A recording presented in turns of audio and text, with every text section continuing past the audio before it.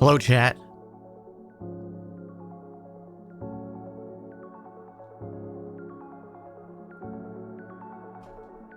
Welcome on in. We got ourselves some D&D tonight. Hope everyone's having a good one. I'm trying a little bit of a different setup this time, so I'll definitely ask for audio once we get everyone unmuted here, and compared to me and stuff like that. Just because I'm trying something new. And I hope it's all balanced correctly, and everyone's having a good night, and everyone's got your snacks and your drinks and your stuff. I know Dan Jones and Dragons. What will they think of next? I immediately sat down and got coffee all over my notepad that I use for my D&D games. So I had to do a little bit of quick cleaning. Let's see if our friends are around. Let me pester them.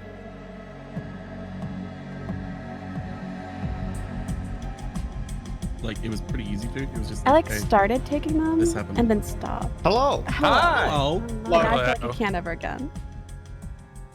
Hi. How are y'all? scared. We're doing great. Scared? What is there to be scared of? Everything's gonna be Nothing's fine, We probably. have the map Interaction. up already. Dan. I don't know what you're talking about. Yeah, there's nothing on the map. See, the fun thing is, you don't even have the right map up. Oh, wait, what? Oh. Oh, isn't that weird? I'm sorry, Dan, What? what? Was it what? I don't, huh? Oh, I'll Confused players. I'll share. Dan, what I'll are you share with doing you to us, guys. guys? Good DM says what? What? Got him! Why do they call it an oven when? Because Fucking why? got Huh? Shut up. What? Oven the cold food, oven how eat the food. How to eat food. So, just real quick, chat. I gotta just tell you. So we were talking about the oven. Why do they call it an oven? Meme. Just before stream, and Nicole did make a Discord emotes of every square of it, so you can remake the entire. I did steal the Panel idea of from John. Barry. I can't take full creative. Yeah, but I whatever was. it is. But you I did it. didn't make it because I was a coward. Yep. It's very good. It's very good. Anyways, here let me switch scenes here. Yeah. Oh, look at that. There Here, we I'll are. do this for you guys now Oh. too. Oh. Holy shit. Oh. Okay, Yo. Jen. What the We fuck? got a little Oh. fight, a little. So Okay, this is Dan. where we die. There's This a is lot where of You we things wanted to in make it, it Dan. look nice. I want to make it look nice. Or should I be here? There's a lot of Oh no, things yeah, in you're there. good. You're good. You can bring yourself in. I just had you off there because I didn't know where you were. 3D. I'm nervous. Yeah, we got a little bit of perspective. Obviously, the squares aren't going to be 1-to-1, but there's still a grid, so we can still play with that. But I wanted to make it a little bit of a more interesting space because that's fun to do. Gotta make your funeral spot an Exciting. interesting place. Exactly. Can you show me where I die? Yeah, it's gonna be Where you right stand. Okay, thank you. It's not far from where I stand. Yeah. And one or tunic. I just put tunic on because okay, so I'm doing an experiment with YouTube because whenever I do the D&D playlist, it goes something here we don't like, and it does the automatic detection of Oh, we ew. think this isn't safe for people to watch, and then I have to wait a week for them to be like, oh no, it's fine. So I'm trying a different Oh, weird. OST this time to see if it works. Not a copyright thing, but like a viewer restriction, like age restriction thing. Yeah, What? I get the limited Bizarre. thing where What? it's like this isn't Weird. like you get no money off this video for no reason. Fuck you. That's and then great. and then I wait a week and then they go, oh, it's okay. Our bad. That is bizarre. Maybe they think it's maybe they're from the 80s and they think D&D is Satan worship. And they're like, kids can't. Yeah. Wait, Kids it's can't watch not? this. It is if you want it to be. Anyways, Oh, today okay, we good, I don't summon have Sorry, Satan. Voice team violence. Can we get a check-in from Floyd and Saren with Coil Voice? Hello, Oh, I'm here. Sure. That's not the cool voice. Testing. Oh yeah, Yeah. I think I need to bump up Dan a little bit. Yeah, so I did the thing where like I boosted Discord way the hell out, and then like brought like everyone except Sarah and Nicole down. So now you guys should actually be good volume. Oh. I hope. Sounds good. Okay. Anyone have anything before we want to start, or we want to just get into it? Everyone Yeah, cried, let's How about that Any last weather? words? It was really good knowing you all, chat. Yeah. Yeah. It was great. Yeah, I loved these characters. It's a shame this is the last. Maybe this is the last time we're gonna see him. Already yeah. rolling up a new one. Yeah. Yep. Oh, I can't wait. Woo. Excited for new characters. Yay. All right. Let's here. I gotta put on some. Oh God. Oh, the Tunic music came back loud. Sorry, that was just for chat. Aggressive Apparently, Tunic was like, "But what if loud?" Okay, so let's do a quick little recap of last time on Dan Jones and Dragons. Our party, under the orders of the Council of Alithia, made their way to the northern city of Lafford in search of one of the missing artifacts, the Flower of Rebirth. It was believed the flower may have already been used via the pulse of energy that was detected by the mages in Northcliffe, but the party was still sent to investigate and recover the seed that should be left behind. The town of Lafford was a small and simple place, built around a lumber mill in the red clover thicket. The small leads the party was given by the townsfolk resulted in not much information, but thanks to Faylee, who was quite familiar with the area, led the party to the base of the operations of the Black Hand, or the Midnight Lotus as she was more familiar with. With no other option but to disguise themselves as new recruits and hiding Faylee's presence, the party ventured into the hidden lair, only to meet very little resistance. The halls were empty and quiet. Remnants of confrontations littered the halls, and a grim message was left for Faylee. The party, having only one other path to continue down, approached the throne of the first and came face to face with the second. Channeling a spell from the body of a dead Black Hand member into a large, fused mass of bone resting at the foot of the altar. Throwing the body aside, the party learned of the madness that had taken the second's mind, and they readied themselves for battle. With that, I think D&D magic, Gelnick, you were back on the ship. You heard this loud thunderclap not too long after the party departed the ship, signaling you that they might be in trouble. And with your skills of navigating and the party's lack of concealing their own tracks, I think it's easy enough. Didn't mean to do that. It was easy enough for you to catch on their trail. You enter this lair, kind of see the same scene that was painted before to the party last time. The halls were empty and quiet. You see these statues and lattice gates that have all been deactivated at the entrance.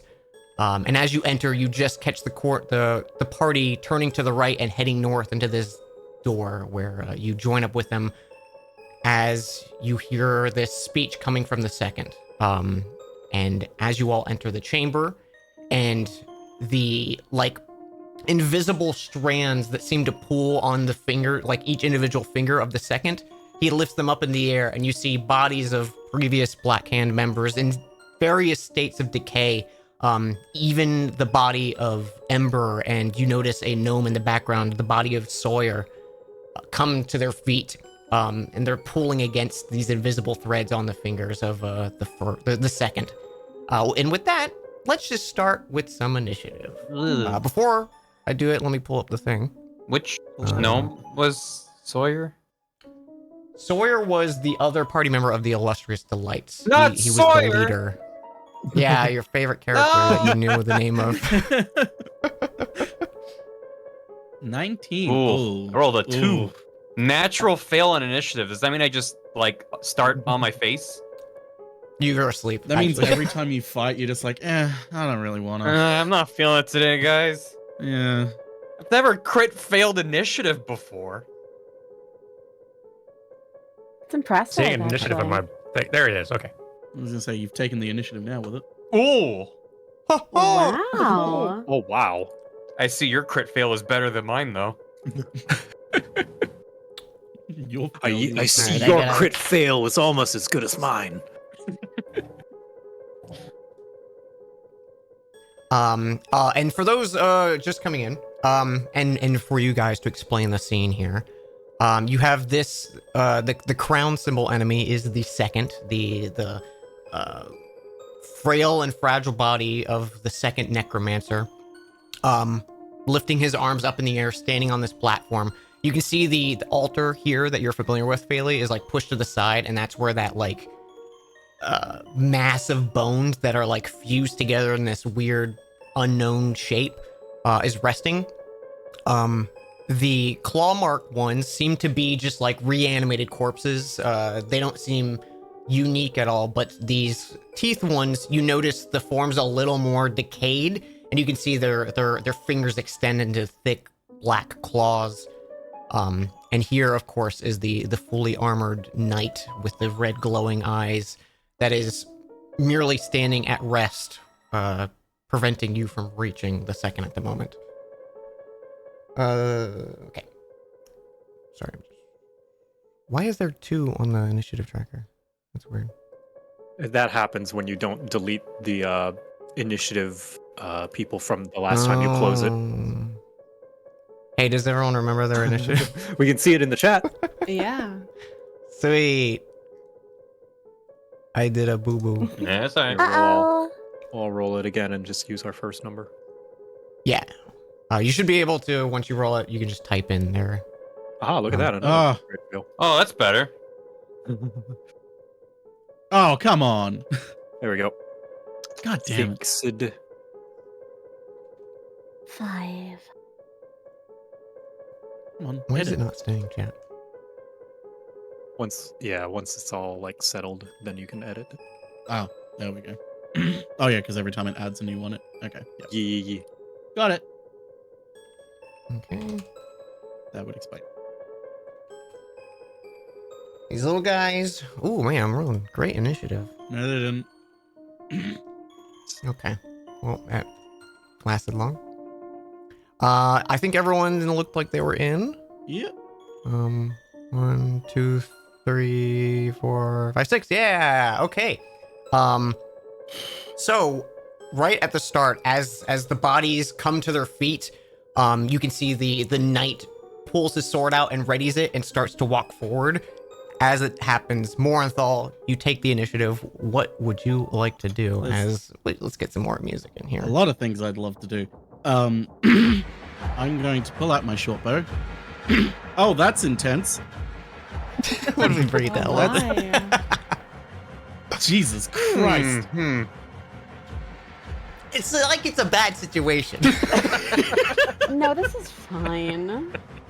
I'm going to take out my short bow and aim right at the necromancer's. The necromancer. And because he hasn't gone, Yeah. I'm going to assassinate. And because of the advantage. Yes, Ow. I should be able to sneak attack as well. Let's see. Wait, what? So you rolled a 10 Oh, to that's hit right, 'cause because it's it's crit. assassinate auto crit. I forgot about that. But 10 is unfortunately a miss. Damn it! Ah, That would have been some chunky Yeah, damage. it would have been. It would have been. Oh, crap. Well, anything else for you? I'm out of ideas. Movement, bonus action. Nope. That's that was the plan. Anyone else got a plan? Nope. Okay, I'm done.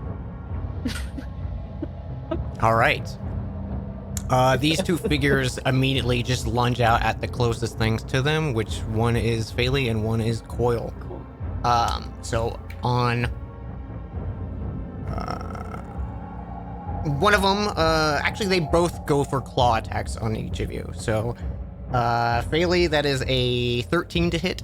Yep. That hits? Yep. What's your AC? 10.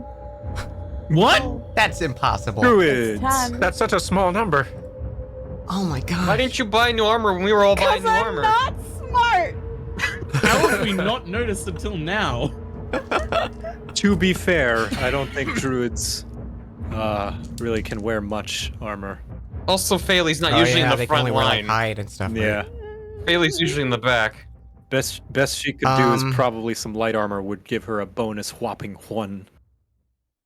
Yeah, that counts. Okay, that is 10 slashing damage, and I need you to make a Constitution saving throw. As these sick black fingers kind of sink into you, you feel like this wave of paralysis kind of like pulse, like your muscles all tense around the wound, but you shake it off with an I 18. could have bought a medium Easy. armor. I'm very sad.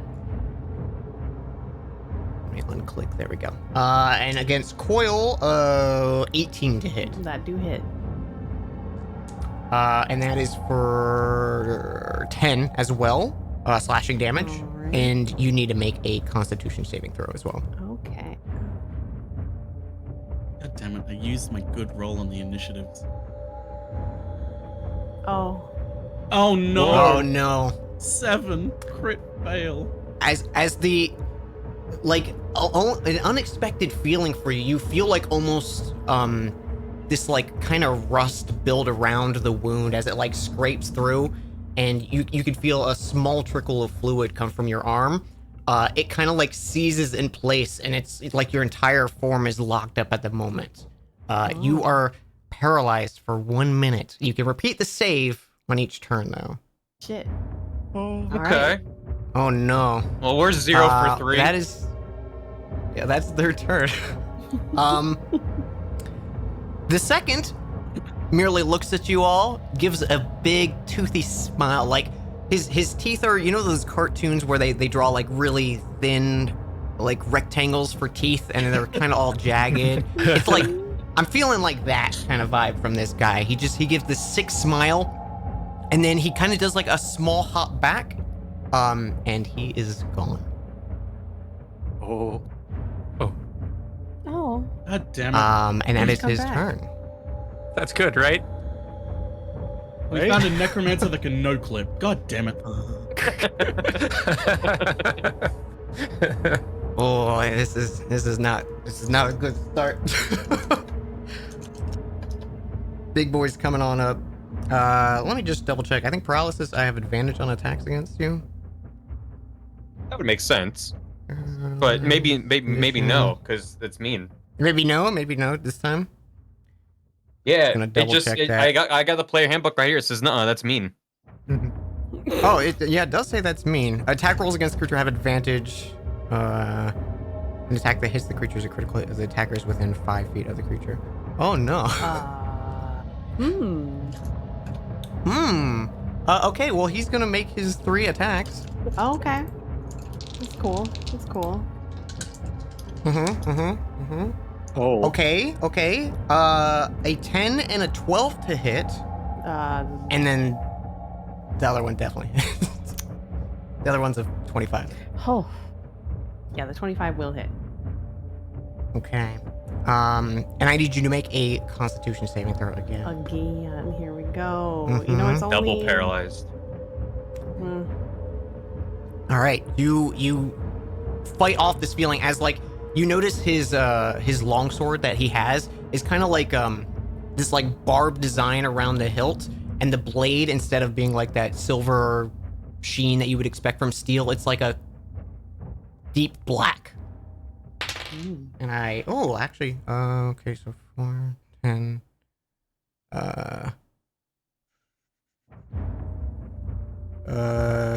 12 damage total with the crit. Okay. And that is his turn. Gelnek, you are up. Gelnek, seeing his companions get pummeled, and it's very concerning. He's going to take his drum, bang on it, boom, boom, boom, and thrust his singular maraca mace up in the air. Friends, the blood of the flower crowns is strong! And he is going to use enhance ability at 3rd level. Ooh. And that means he can pick 3 targets. He is going to pick Phaley, Coil, and Trilby. All of you, he is going to give the same buff, which is Bear's Endurance. You all gain 2d6 temporary hit points, which I'm going to roll now. Huh. Okay, 4. Great. Oh my gosh. However, I'll take it. you also have advantage on Constitution checks. Ooh. Oh, bless. very nice. Thank you. Very nice. Very good. How long does that And- last? That lasts up to an hour, so long as I can keep concentration. Rad. Oh, check not saved. Damn. Oh, it's checked. Well, it's something. Potato, potato. But I like it still. Still very with Yeah. good. that, I'm gonna really come over is. here and yeah, just get in a defensive position and end my turn. Okay. Wait, no, I'm gonna give Bailey, Bardic you are Inspiration to up. Hobson. As my bonus action. Hobson, you have a D8. Thank you. Okay. Faley, you are up.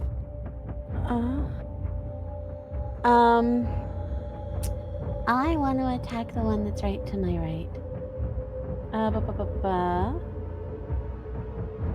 Get him.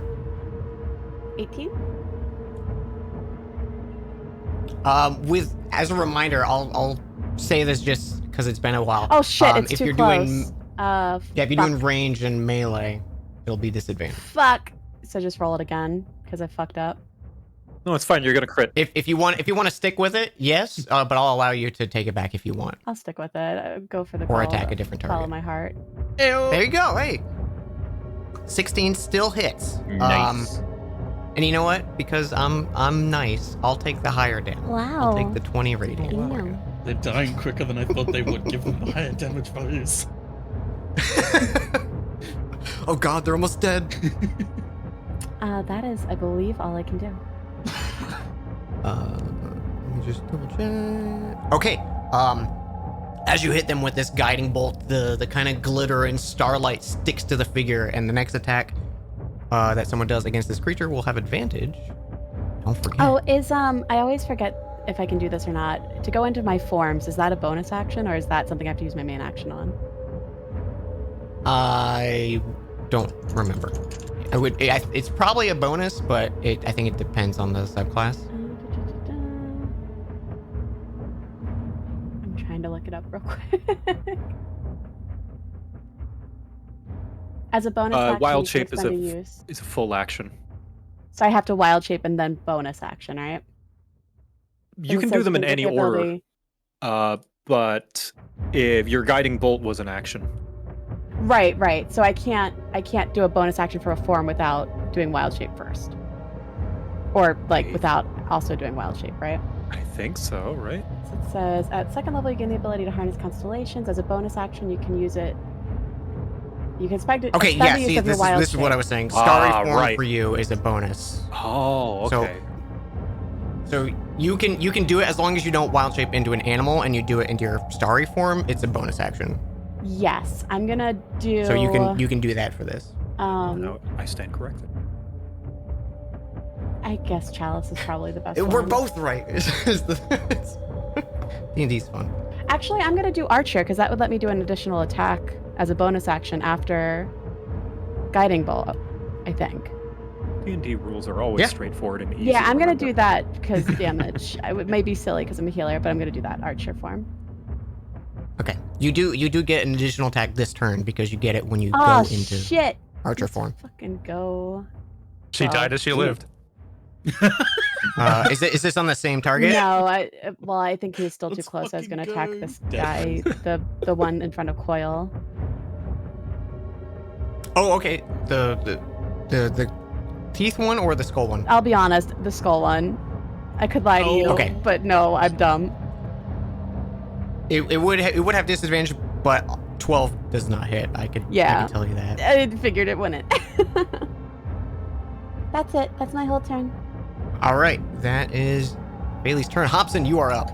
Yeah, Hobson's definitely terrified, but like puts gauntlet to chest and casts armor of Agathis and moves up to try to at least be like in front of Trilby.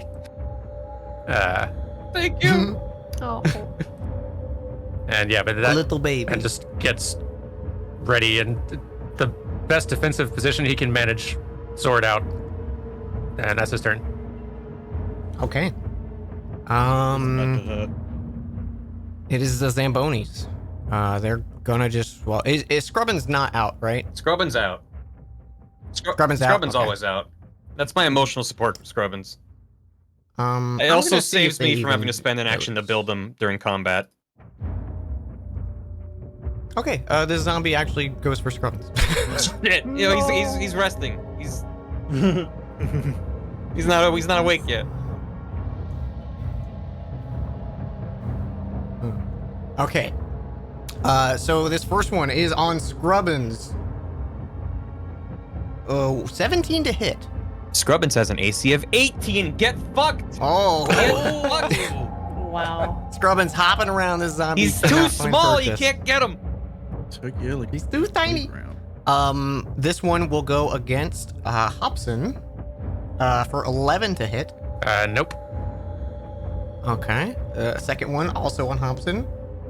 20 to hit. Probably. That'll be for 6 damage. Okay. Well, Bludgeoning, and I'm and they take sure 16. it They take explodes now? 15. Yeah. Whoa. Nice. Okay, red takes 15. Which one of these is Ember, by the way? The orange one over here. Okay. Cool and good. Kidding. I don't think Hobson's ever seen like an undead of somebody he's seen before alive. Yeah, that's probably a good. Also, just as a note for Faley, it's probably you don't need me to say this, but you know all these people. Oh yeah. Was Yeah. Eric one of them? No, Eric is still back in Okay. the other room. Okay, just making sure. Yeah, these are probably people like maybe some of them were acquaintances, some of them maybe you knew as long stays here and stuff like that. Okay. What's So I that don't one like any of from, those. But yeah, they're yeah, you're not having a great Yeah, I time. figured not having a One of them is gonna claw at you. good. 14 to hit, Yeah. so and that's a hit. Good. For 3 damage. Ooh, okay. 1 on Morenthal. 4 to hit. Yep. I think that's 16 this. AC. And 5 to hit Gelneck, so I think that is the zombies. Okay, Coil, it is your turn. At the end of your turn, you can repeat the paralyzed save. Okay. What can I do while paralyzed? It'll just be a. I don't think much. I don't think. I think it's about nothing. Yeah, Any It's- paralyzed sounds good. heals? So let's just do the check. 17, you shake it off. That kind of rust, like, kind of breaks and cracks, and your armor plates kind of shift and move as you would expect them to. So you were no longer paralyzed. Okay. He will shake himself out, and he's going to turn to Faley, and he is going to say, The key, Faley. Faley fumbles pretty badly in her bag, but pulls it out. and And then can I use we it can, without? Yeah, we can wait till your turn. I don't whatever Dan wants. Yeah. I could say as a free action, like, as this is happening, you say that, and Faley kind of holds their hand out. So either Would it be? at the start of Can Coil one of your use it turns, you yourself? can. Can you reach? No, Eric? he'll I think probably either lower of you can himself. use it. Yeah. Lower his head down to her. Okay. I'm going to. I would say I would have given it you this turn. It's just that the paralysis is the end of the Oh turn, yeah, so no, like that totally makes sense. I'll get you right to the point of it activating. All right. Okay. Trilby, Yo. you are up. Question. I'm assuming that you can only do 1 bonus action per turn. Is that correct? Mm-hmm. Okay. That is correct. All right. Can Scrubbins disengage and move, or is that going to trigger an attack? If you disengage, I believe that's That is a full action. Scrubbin's full action. No. For Scrubbins, that is a bonus action. Oh, Okay. fun. So then, yeah, Scrubbins can freely move without provoking any attacks opportunity. Yeah, it says on each of your turns, you can take a bonus action to cause the cannon to activate if you're within 60 feet of it. As part of the same bonus action, you can direct the cannon to walk or climb up to 15 feet if it has legs. So He's gonna zoop over here. Boop. Okay. And he's going to Paka and fire out a protective wave that's gonna hit everyone because everyone's within 10 feet of Scrubbins. Oh. Ooh, okay. And everyone's getting 10 hit points equal to 1d8 plus intelligence modifier 9. 10 Wow. hit points on top of whatever you currently have if you got 10 hit points from Gelnick's thing, right? Didn't you give us? Unfortunately, temporary HP does not stack. They don't stack? Okay, No. well, You just take okay. the higher one. Well, everyone has 9 now, so Yeah. there you go. But it's basically like it's like shields in like a video game where like it replenishes, but it doesn't Yeah. exceed the current max. Yeah. Understood. I knew that's how it worked if I reapplied it. I didn't know if it worked from like different sources. Good to know. Yeah. Okay, but everybody's got 10 hit points. Hopefully that helps. Yay. Oh, absolutely. And then I am going to grab my friends. We're grabbing who the fuck? I have too many fucking names of creatures. That doesn't matter right now. I'm casting Shatter at level 2. Hell yeah. With my fucking arcane firearm. What does that do again? I can roll a d8 and gain a bonus to one of its damage rolls.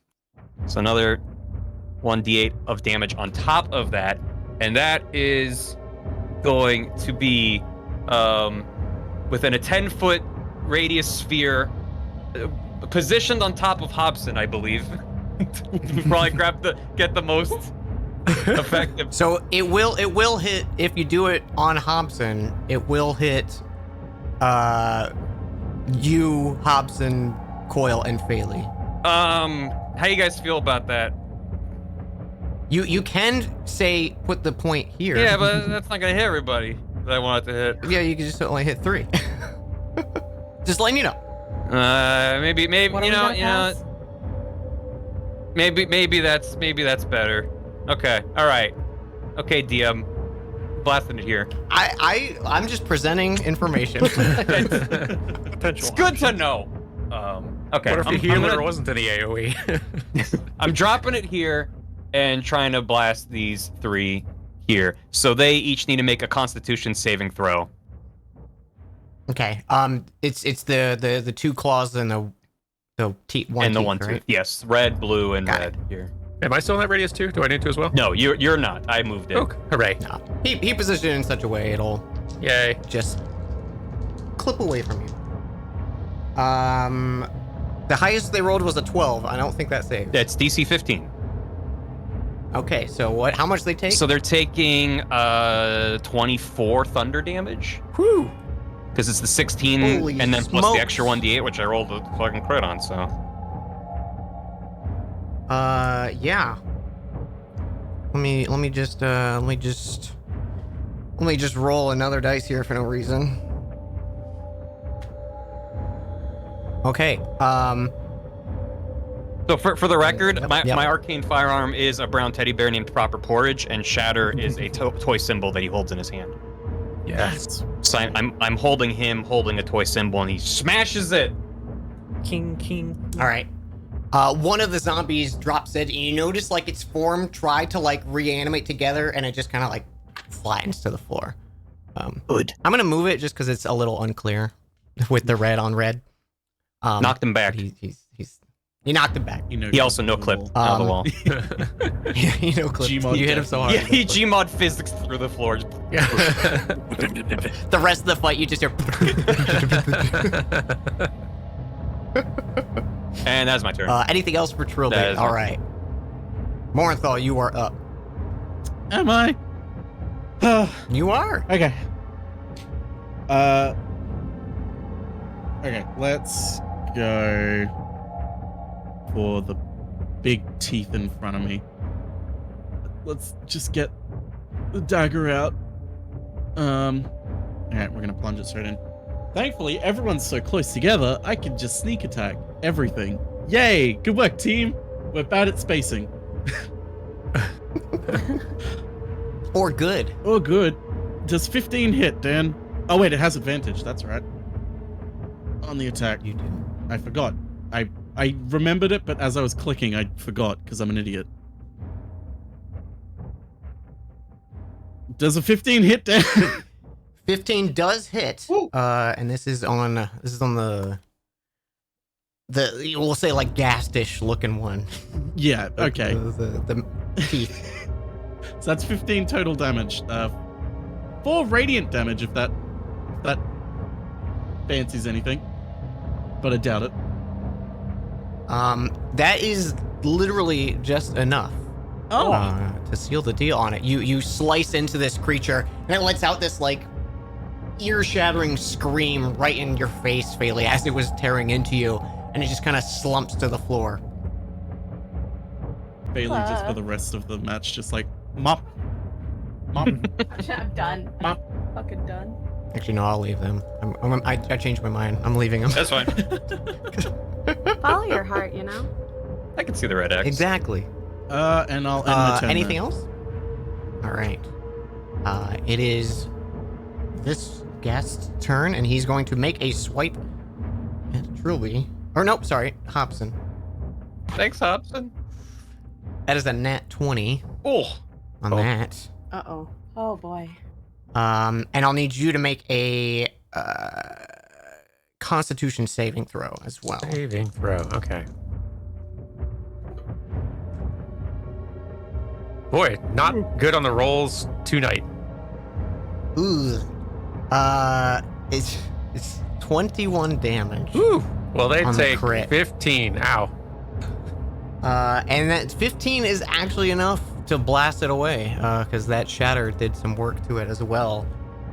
So you both kind of just like claws sink into you, blast it black, and like the arm is still like piercing into your shoulder, and it like slinks out after the other Ugh. form falls. But that was a chunky hit. Ouchies. Hobson steady. And now.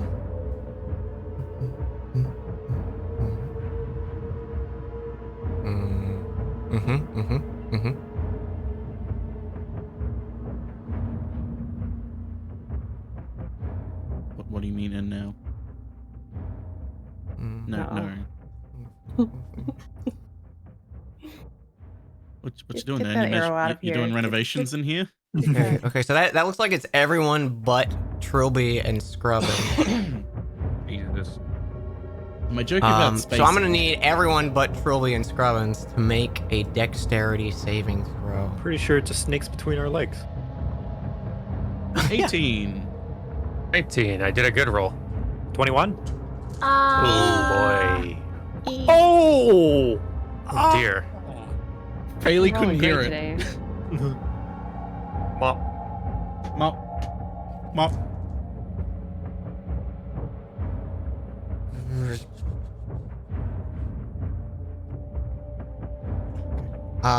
Okay, so what we got here?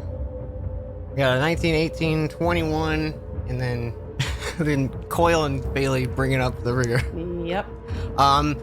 So Coil and Bailey, you both take 24 points of lightning damage as from the corner of this room, starting from right about here, you see this crackling energy form and then dart through the majority of your party. If you save, you take 12 lightning damage. Oh, wait. I just realized I can roll one more time. Because I have advantage on dexterity saving throws. There you go. Fingers crossed. Watch it be bad. Oh, hey. Oh, very nice. Yeah, so you will only take 12 then. 12. Got it. Oh, thank God for the temporary hit damage. Yeah. You're welcome. I just realized I'm already at half health when this started.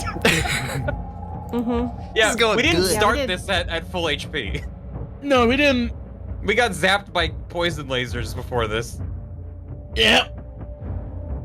Some of us more than others. And you see That's also true. as you see that lightning bolt kind of streak through your party, you slowly see like the hands holding a position of the bolt's form and the rest of the body reveal of the second.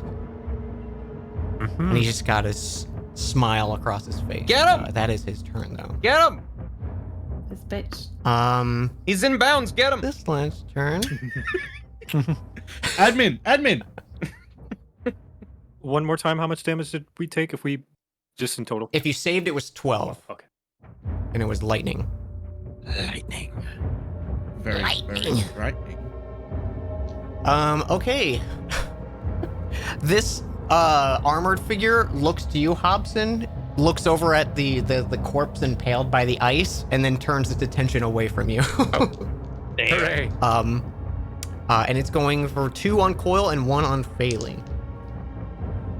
A 16 to hit on Coil, Yes. and a 14 to hit on Failing. And I think a 8 missed you, right, Coil? Yes. And I need you to both make Constitution saving throws. Again. Oh, 21. Oh, I thought that was my number. Damn. That's okay because both seed, so nothing happens. You just feel this this slice across you, and it burns for a moment. But there doesn't seem to be any other lingering effect. Rolling damage. Coil, you take 8, and Faley, you take 12. And that is his turn. Gilnek. Okay, well, seeing that that my good boy Trilby has learned a little bit from me, my competitive nature is going to cause me to want to do similar, and I am also going to cast Shatter. Haha! Aha! Oh. At 3rd level. Ooh. So I'm gonna try and position so that it's so it's a 10-foot radius sphere. So I'm gonna try and get like, I don't know, these boys right here, Okay. basically, so it doesn't hit me. Yeah, I can think you can get all 3 of those easy. All 3? Okay. Yeah. We'll say like since it's a cube, I'm just imagining you rotate the cube slightly. This one's a sphere, Dan. Simple geometry. Oh, it's a sphere? Yeah. Well, then it works even better. So. So they each need to make what was it, con save? On save, DC 14. Hiya!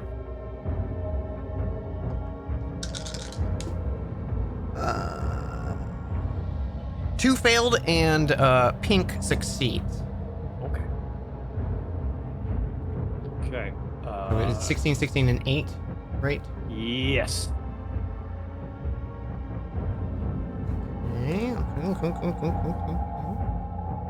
And I'm gonna give a bardic inspiration to Morinthal. As I bang on my drum, the sounds of war. You have a D8 to spend. Oh, I'm absolutely gonna do that. I think What is math? Sorry. And that will be my turn. Trilby sees your cast of Shatter, and has no idea that's the same spell he just did. That was amazing, Galnek. Where'd you learn that? Oh, thank you. From Ustenki tribe. Part of usual active war cry. Perhaps show you sometime later. I love that, double leader. If we don't die here. We are not going to die!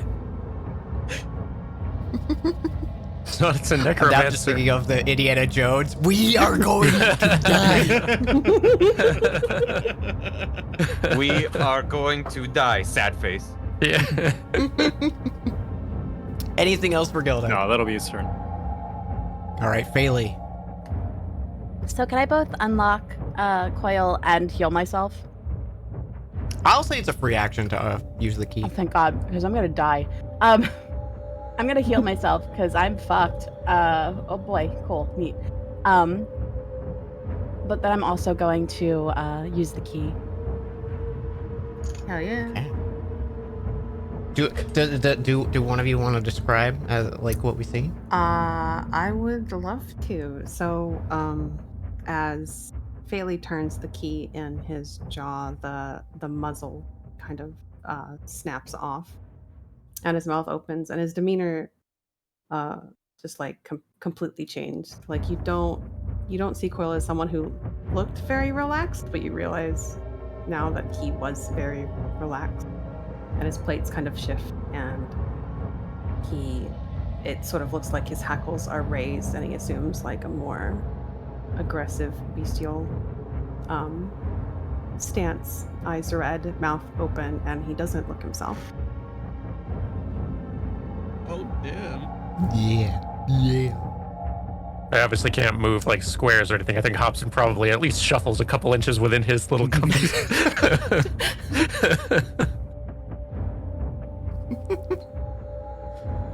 It's like, do I have now an enemy on all fronts? Like, I feel like I just even don't want to be in the Phaley, who, splash zone of this. Is all. I feel like even Phaley, who like when she was unlocking it, had one hand on one side of his muzzle and the other hand unlocking it, kind of pulls back pretty quickly after unlocking it too. Just don't get bitten. I'm so excited. Yeah, this is scary. and you hit yourself with the cure wounds for 12. Yeah, Uh, I'm still hurting. anything else for Phaley? Nope, that's it. Because I stupidly went into Okay. Archer Farm. Hobson. I think to try to get some clearance, Hobson is going to attack the blue one over to his left, just with the short sword lockpick. The 14 to hit. Oh, you named it lockpick. That's right. I forgot. about that. Great. 14 does hit. Fantastic. I was gonna throw inspiration at it if it didn't. But Yeah. You. How do you stab this guy? He's looking rough as he is. Just kind of like cleave through him. as much as he's been practicing seeing the tall dog transformation right next to him probably got him a little unnerved and distracted. So it was it's a pretty reckless amateur looking swipe at the thing. But it did have booming blade attached, if that matters. Oh no, I'll say he had 1 HP. Oh, cool. Oh. But yeah, it's a pretty reckless swing, and Hobson is probably still just sort of like more relieved to be able to move over one a little bit, just to get just slightly clear. Excellent. As you do that, you notice those red eyes snap to the movement. And they do take a swipe at you for 21 to hit. Yeah, that'll hit for sure. That comes across for 10 damage. Okie dokie. Does your thing pop? No, those hit points are gone. Oh, okay. Alas. Damn. But you can continue your movement wherever you would like. No, I think he. Are you under that? I'm hiding. Okay, yeah. I'll hide under the Where did corpse. Hobson go? Zombie head on I'm hiding under the corpse. Oh, they'll never see me. Yeah, no, I'm just gonna move over there. I don't want to get too far away from the crew here. You are out of range of Scrubbins if he does another paw from there. I guess that's a good point. Maybe. Just So so you I'll know. go ahead and commit. The Hobson's. It's not super strategic. It was more just sort of like oh god, I don't know for sure what's going to happen. Hearing loud noises from all sides. Yeah. Anything else for Hobson? I think. No, I not this turn. Okay. Zambonis. This one's gonna close the distance, and Trilby is in its path. Hi. 13 to hit. AC 14. Yeah, the button glances off the button. The fingers I don't rake, have the and they button. catch the button. I don't have the Oh, button you don't on have right the now. button? I know. I swapped it out for a triangular little handkerchief sticking out of my pocket. That's right. That's taped on. Pocket square. That gives me resistance I don't to. even know who you are. I know. That gives me resistance to necrotic damage, Oh, that's which really has good to not know. come in handy yet, but I'd like to keep it that way. Okay, so yeah, it just bats at you, and you pull back fast enough. No damage. This one's gonna close in, and this one is going to stand on top, and make a swipe at Morenthal. No. 19 to hit. Yeah, that hits. And that is just for 4 damage. Okay. One will be on Phaley. 10 to hit, which is AC, right? 2 damage. Oh. And then 1 on Gelnick. Natural 1. That is the zombie's turn. And Coil, you are ready to go. Okay. Well, he is going to rage, if he is not already. He's raging. So, and we're gonna do a restless attack because I don't think he can turn it off at this point. Nope. So everything, I think, will have advantage on him from this turn. For the rest of the fight? Yeah. The rest of his life? For the rest of the fight until he goes back to normal. Okay. And we are going to attack. We're gonna bite at this guy. Okay. Purple. Well, we're actually Purple? we're gonna go with the great sword first. I'm rolling twice. Okay, 16. Oh yeah, that first one you just cleave through and it like splits like butter. Great. And then Blitz. I get an extra attack, and I'm gonna do a bite. We're gonna chomp. Chomp. Mhm. We're gonna chomp this Ooh. guy. First chomp of the game. First chomp of the game. Chomp of the game. He's resting. He's resting. Oh wait, I get to do it again. There we go. Jesus. A 22 hits. I'm assuming this is on the night, right? Yes. Okay. And then I also get hit points back equal to my proficiency for that, so I heal for 3. Nice. For 10 damage. I will take the first one because that's cooler. 16.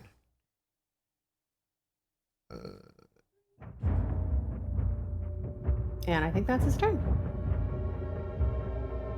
Very nice.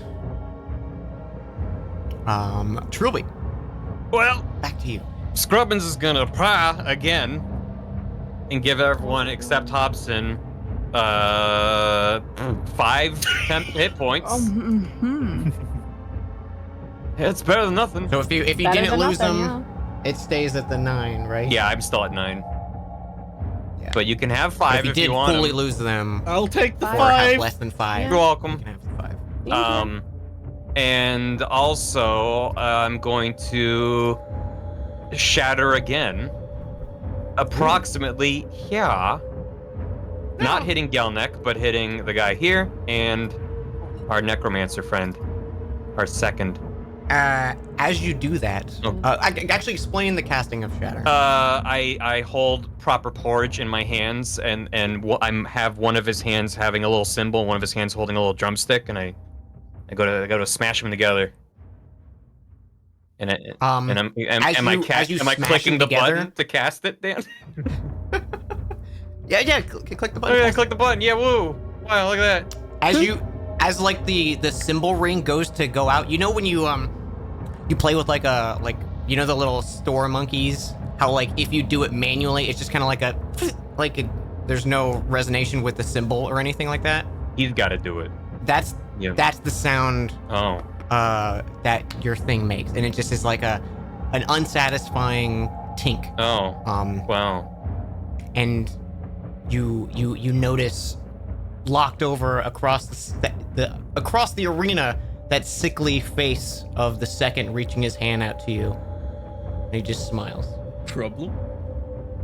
He countered spelled your shattering. Oh no. Well. Ow. I end my turn and I'm upset about it. I'm at level 2 slots now. That's right. Counterspell this bitch. Yeah. Short bow. Damn it! Morthal, you are up. I shoot with my bow, but a 10 doesn't hit. Is this at the second? Yeah, You it's at the necromancer. You see that happen, you Okay. go dodge this and just fucking whiff. Dodge this. Okay, next one up. He stands still and your arrow hits the wall next to him. Oh no. Oh, poor Morthal. Wait, can you inspiration no, that? I have Inspiration. inspiration. That's right. You do. How many- what? You still have a chance D6 here. or D8? D8. Come on. Okay, everyone hold your fucking breath. Come on. 16. 16 hits. Oh, for 5 piercing damage. That's directly in the head, by the way, because he's he's really pissed at the necromancer. It doesn't do bonus damage, but that's where the No, damage is. it's more the emotional fulfillment. You didn't aim for his nards? No, I think you shoot and you catch him in the side of the cheek and it like rips part of that and it's like a flap Oh, hanging, which like now you can see more of those like elongated teeth in the back. You've Like, made a it shit-eating grin, continues. shit-eating error. Yeah.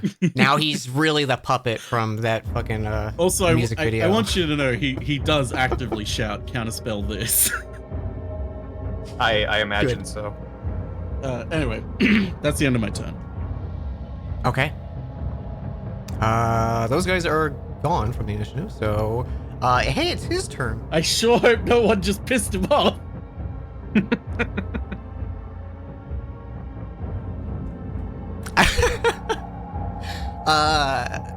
He clutches the side of his face, looks at you, and like you see this like the veins starting from his shoulder that you can see under the robes. They start to like get more pronounced and black and sickly until they like form together at his fingertips. And he grabs out like he's clutching something in the air, and I'm gonna need you, Morinthal, Yeah? to make a dexterity saving throw. Oh, this Oh, is those- pushing in. If only you still had that inspiration. If only. I'm holding my breath because this could go terribly. 23, baby. Oh. You are very dexterous. 23. I have +7 to it, so if I failed that, I would have been very upset. Okay. You feel this pull, like he's trying to connect your life force to his, but you shrug it off. You do, however, take 8 points of necrotic damage. Oh man, if only that happened to Trilby. Yeah, my little. And he kind of like releases his hand, looking at it, and he's like angrily glares back at you. But that is his actually. He's gonna move. As he looks back at me, I'm looking real bad, but I'm trying to imitate the smile that he was doing to us earlier. But it's clear I'm not doing it because I'm so close to death. Okay.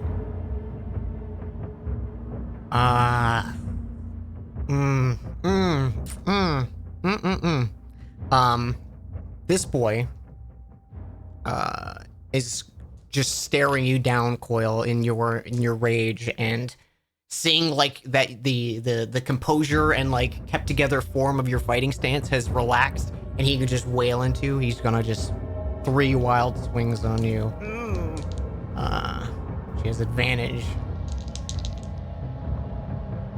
First one, 24 to hit. Do it. Second one, 10 to hit. Wow, okay. Third one, 21 to hit. That it. And I'll need 2 Constitution saving throws. All right.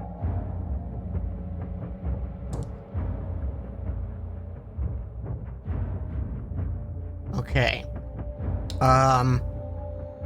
So it's 12 and 14 slashing, so 6 and 7, so 13 total slashing. Okay.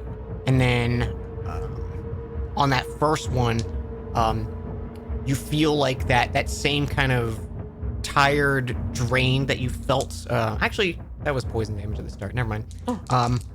You feel this kind of like seeping energy as the blade cuts into you for 2 necrotic damage. Got it. But that is his turn. I have my laptop in front of me with my notes, but I keep trying to like move my mouse between that to my desktop, and I'm like, nothing's happening. What's wrong? I've done it like every turn now. Gelnick, you are up. Okay, well, Gelnick is going to help out the one-on-one between Coil and this boy, and perhaps help out by banging the drums at a very fast pace, and points with his maraca, power and fear. And he is going to cast Dissonant Whispers at 2nd level. Why not? So he's going to have to make a wisdom save, DC 14.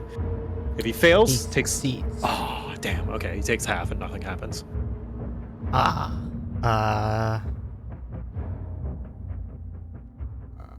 So is that just 6 then? Yep, seemed like it's 6, yeah.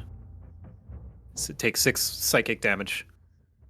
And I'm gonna give my Okay. final bardic inspiration to Coil. You seem vicious and fight like Aether the Breaker! Go! Destroy! You have a bardic inspiration, Coil. You have a D8 that you can spend on pretty much anything. Thank you. All right, failing. Gelnick hands you a die. So the one directly to my thank you. I was just like, he's not dead, so I should move Can I that. move so that I can long range it? I just would have to move like here, right? That'd be fine. You will get 2 attacks of opportunity if you do that, because the knight is still within melee of you. If I wanted to attack the orange lad. If you wanted Yeah. to move. Like if you moved Oh, here, Oh. you would only take an attack from the zombie. Yeah, sure. Let's do that. All right, he'll claw out at you. 9 hits a miss. Oh. Bless. Huge plays. Absolutely massive plays. I'd like to attack this one. This is Big is what's her face, right? That's Ember. Yeah. Good. Damn. Whoa. She hates her. That's my character. Bailey wanted to kill her before.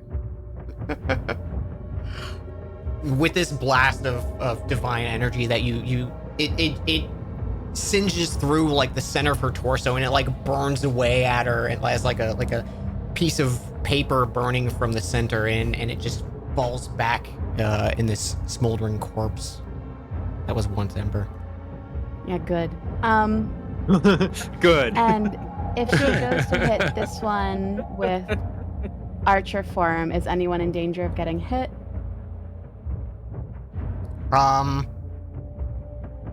You could easily scoot here. So even if you like got a 1 on your roll, we wouldn't hit anyone. Right, you said here? Yeah, and you're not gonna I'll get do an that attack or then. anything. And I'll use Good. this 24 for 6. Yeah, 24 hits. Green. Oh wow, that one was untouched. Bailey's popping off. 6 damage. Nice. Before she gets hit and logs off. I know, right? Yeah, and those sparkles that are like hovering on the body of Ember, you like lift them in the air and dash them across the field, and they like pierce into this zombie that's standing by Trilby. And that is it. All right, Thompson. Oof. Hobson tries to, booming blade, take a swing at this green marked one just to get it. Get it. Yep. 16 to hit 16 hits. with 4 damage and also the booming blade attached. No direct damage on that yet, I don't think. That's just if it like moves. Yeah, right? I think it's got to get to, well, when it's in a spell's description, when it says at higher levels, is that character level or spellcast level? Spellcast level, but you're also a warlock, so you automatically cast it at high. Right. Okay, but it needs to be at like Which I 5th level think you before have. it's actually gonna do Oh, fancy then, yeah, things. So we're not you there probably yet. won't So, get but if that. it moves, Got it. Okay. Okay. Anything else? I don't think so. No, I think he's gonna stay there. All right. There are 2 remaining. That one will return the attack to you, Hobson. But he rolled a 6, so no. Yeah. And then Gelnick, an 8. So I think both misses. They're just kind of like weakly attacking. You can see like most of their bodies just from the fight so far have like decayed enough that they're no longer like able to actually make a impactful strike. Coil. Hang on, I can do this at will. Detecting magic. Does Thompson see a signature on the necromancer guy when he's seeing with detect magic? I can give you a quick read. You spot a few things around the room. Oh. As you're glancing for the necromancer, you catch on Ember's smoldering body there seems to be a small pulse of I want to say evocation. Oh no, sorry, it should be enchantment. The same with this one behind you, which you recognize the body of Sawyer behind you. There seems to be a glimmer. You see 2 glowing objects on the necromancer. There seems to be one clearly necromantic, and then one is a very like defined, brilliant point of divine energy. The seed thing. Okay. And then the sword that the knight is holding. Gotcha. Is also glowing. And the necromancer still like is visible, hasn't gone and no clipped. Yeah, he hasn't gone invisible yet. Okay. Cool. Is he smiling? He's probably actually mad because his spell failed against Morinthal. I don't know if it'll work. I'm just curious if he tries to. He exudes the era of like cockiness, so I guess maybe. Hey yo, can we not let him have a second chance at that? Trying. But yeah, that's what you see. Sorry. Cool. Coil, you were up. Okay, we're gonna great sword this bastard. With Great advantage. sword. Yeah. 22. Defo hits. Excellent. And So then 20 damage. we're gonna Baby bite boy. because I want to heal. Ooh, That's a crit bite. crit bite. Another crit. Crit bite. Hungy. I feel like a crit bite should double heal. Oh, I'll take that. I'm gonna allow it. I like that. Thank you. So double your proficiency bonus on a crit for bite. Hell yeah. So how much is that? That's 9, 13, 22. I think as you bite into this knight and you rip away like a big chunk of like his shoulder pauldron and like his a bit of his helmet comes with it, you can see this like body is barely like it's almost fully skeletal underneath the armor. There's bits of flesh together, but like whatever this creature was, he's long dead. Should we be worried Interesting. about Coil eating zombie and healing from that? Are you a zombie? Yeah. No, I just mean on principle. Just Coil chomping away at a zombie knight. I mean, if you want to talk Coil, stop, go for it. Anything else for Coil? That is it. All right, Trilby. Okay, first, Trilby is gonna look over at Morinthal and say, "Hey, Morinthal, you need to pick me up? Yes, please.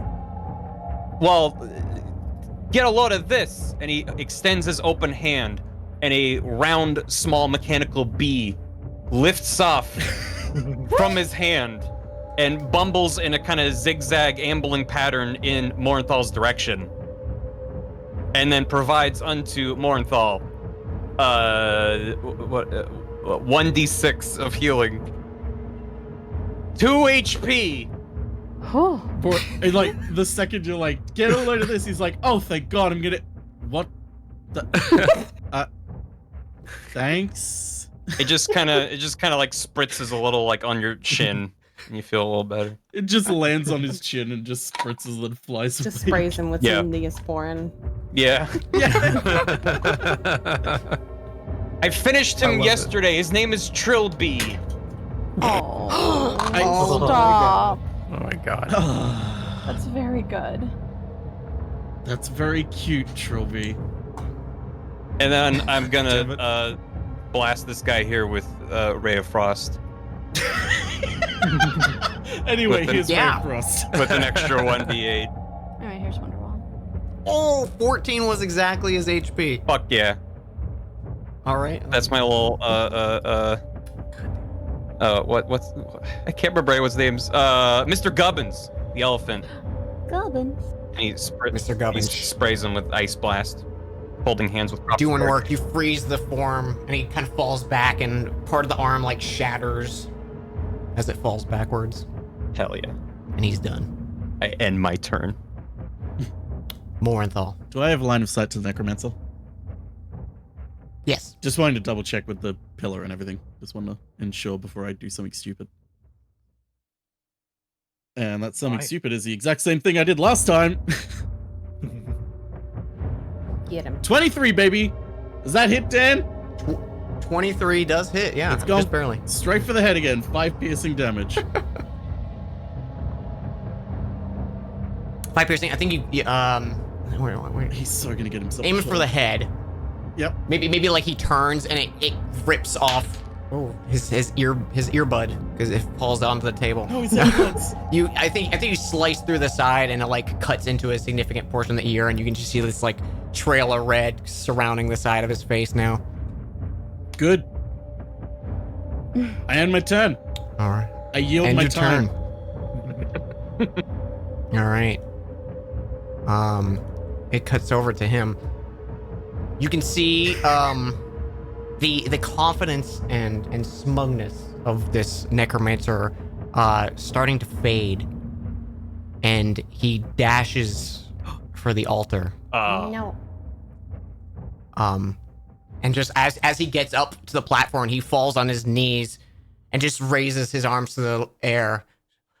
My lord, I've pledged my life and existence for you and your path. I can do no more in this form, but I offer you my body and soul. Please return to this realm that you might crush these maggots who oppose you.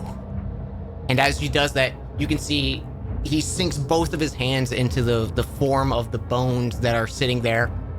And he releases this deep energy, and you can see almost like in real time as his cheeks become more sunken, the muscle seems to like wither and die across his body, and he just kind of seems like a lifeless husk holding this mass of bones still sitting on the floor. And that is his turn. So he's dead, right? Is he? The Death Knight's still up though. He's gonna keep attacking Quill. 16 to hit. Yes. Okay. Ouch. That's a 12 to hit That misses. and a 21 to hit. That hits. 2 con saves, All please. right. Okay. You're familiar with the effects of the blade now, and you have no trouble shaking off the effects of it. It does hit you for 6, so 3, and then 11, so 5. 8 total. All right. Gelnek, you are up. Okay, I'm gonna try the same thing that I did before. I'm gonna use a dissonant whisper. So I'm gonna try it on first level on Da Boy right here. Try and get him to run away. Let's try it again, shall we? Here in the VTT, just a DC 14 Wisdom save.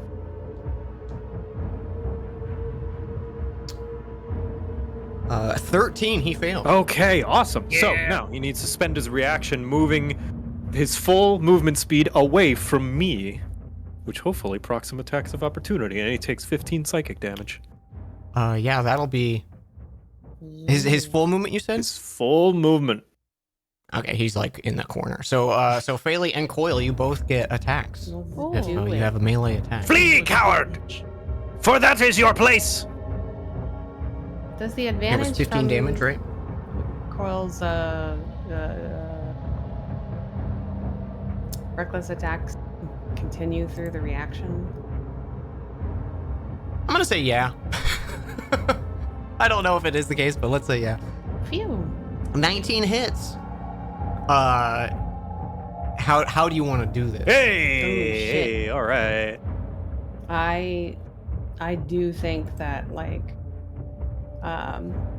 as he's leaving, Coil just kind of swings his greatsword horizontally, so that it's going up, so he would run into it, and just tears him in half.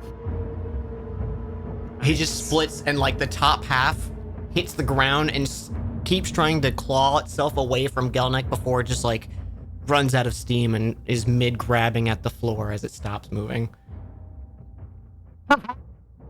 Good show, strong dog. Oh yeah, teamwork. I can bap him with my staff when he comes past me. Oh, he did. You can. I mean, he is dead. Oh, I won't bap him anyways. You bap him. You bap that you bap him, and like maybe the top half and bottom half were still together, and then you bop them, and that's what causes like the top half to lose balance. Me too. I helped. And I help. I was there. Okay. Anything else for Gelnick? No, I think that'll be all. Yeah. All right, Phaley. It seems that there is still the form of the second on the altar, and there's also one zombie still by Gelnick. Where's the? Oh. Okay, I'm gonna go for the Zamboni. Okay. Let me see. Yeah. No. 12. I think 12. 12 does hit. Yeah, get It fucked is a for zombie. 11 damage. Yeah. And with that final blast of divine energy, the Zamboni drops to the floor, sparkles lingering in the air behind as it falls. And there is a brief moment of quiet on the battlefield. Is it worth attacking Pile of Bones yet? We saw him. I mean, I'm gonna say yes. Yeah, I'm gonna do that. I don't think Coil is off yet. Like he's still not Mhm. himself. He's still in Angie mode. So he definitely like just goes straight for Well, him. Coil? I'm gonna use my bonus action to use Archer form. With 27. Okay. You strike out and you hit the bones. Some of the bones kind of scatter and splinter. It's this fused together weird form of just it looks like a livestock animal's corpse that's fused together with bones and solid. You just kind of hit and scatter a few pieces of it. Cool. Coil is That's gonna it. put Well, that questionable thing in his mouth, and he's gonna like rip it around like a fucking dog. Are you attacking the corpse thing Yeah. or the second? Wait, which I thought they were fused. He put his hands into it and it looks like the life is draining out of his body. He's gonna bite like his arms, and he's just gonna tear. Okay, yeah, make a bite. We're gonna bite.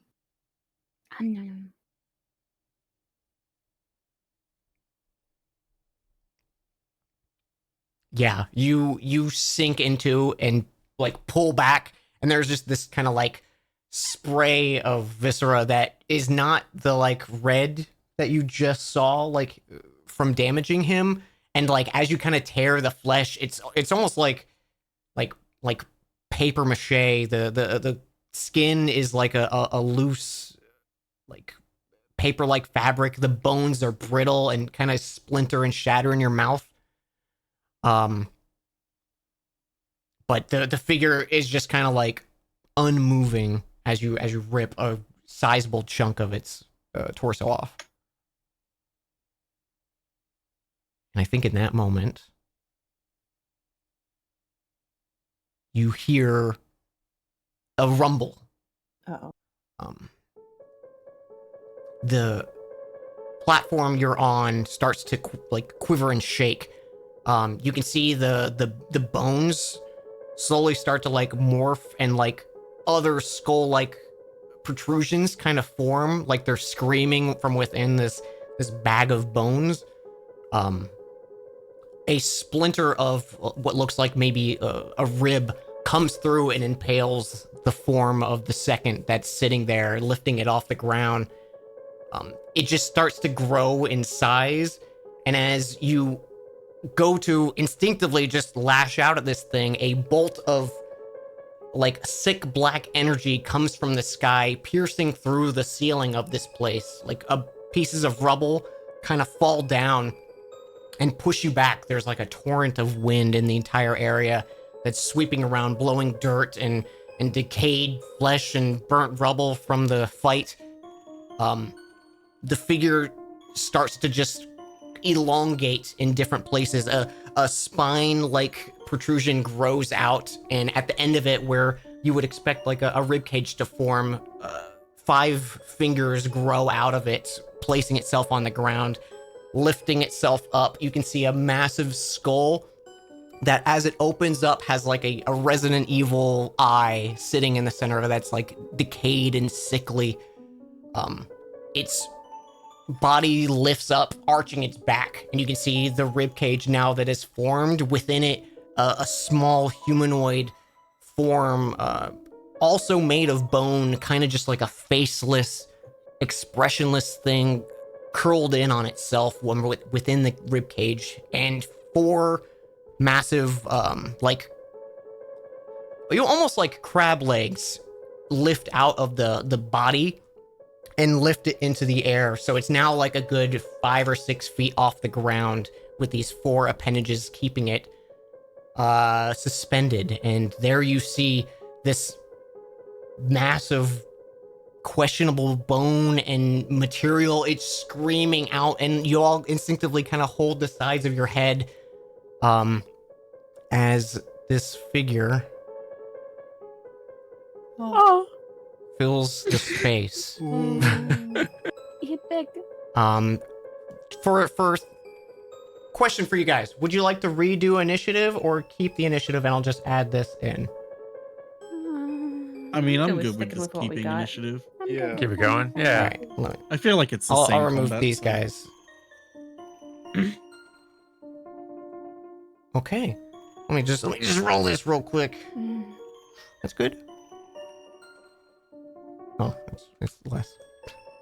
All right, and we'll do Y descending, and this figure, as it lifts up, and like Coil, you got pushed a little bit back, but you're still standing like square and square with it, and it's just this weird, like, you can see pockets in it where the bone has fused over it, like tarp stretching across something, but it's all this solid bone. So every time it moves, you hear just bones breaking and cracking. It's a very uncomfortable sound to this atmosphere, but hey, it's time to fight. Oh, now it's time to fight. Morinthal, Yeah, baby. the form of the first emerges. You are first in initiative. Oh, let's see if we can get this right this time. I didn't get it right last time. We're gonna short bow once again. We're gonna assassinate, and we're gonna sneak attack. Does an 18 hit, Dan? Let me check. 18 does hit. Okay. Whoa! Damn. That's for 22 sneak damage and 10 piercing damage. Let's go. 22. Okay. So that's Trilby 32 works? So, damage 20, total. so 32 total. 32 total. Very nice opening. The bee's Ugh. healing works. Entirely due to Trilby's influence, of course. Not Trilby. Trilby.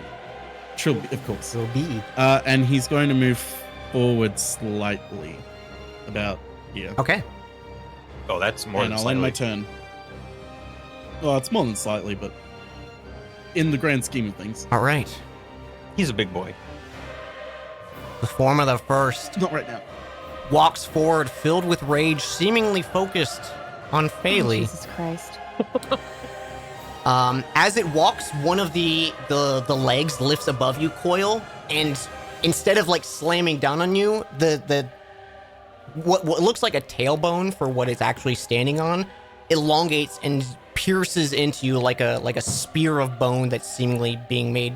You know the Terminator 2 scene when he makes his finger like a sudden Jesus. spear? It's, Yeah. it's that kind of Hell movement, yeah. but all bone. Oops, all done. Oops, all bone. And that is a 20 to hit. That do hit. And I'll need you to make a con saving throw. Okay. Whew. Ooh, yeah. Very good. Not 8 damage, and you feel that same kind of sickly burn that the blade of the knight had on him, but you shrug it off. Also, that was piercing, so it should be halved. Okay, whatever I so said. 4. Yeah. And then walking over to you, Phaley, that spine that is kind of like being served as a like almost like a whip sword, but its fist is at the end and it just slams down on top of you. 26 to hit. Yeah, it misses totally. Wow. Oh, weird. Okay. Weird, strange. Yeah, that's his turn. This is the wrong dice. 14 damage. Oh, and I need you to make a strength saving throw. Oh, that's good. Strength is my high stat for sure. 10. You actually keep your footing. This thing like bashes into you. It's not intending to knock you back, just the sheer scale and size of this feels like it would shove you around, but you hold your ground. That is its turn. And Gelnick, go ahead. Who's looking hurt? I don't feel good. I think Okay. both Bailey and I are pretty bad. But I think Okay. Bailey's worse. Hobson's down to about a third of usual, but I think we're all feeling kind of bad right now. Yeah, everybody's feeling Pretty bad. good, Okay, actually. Weirdly enough.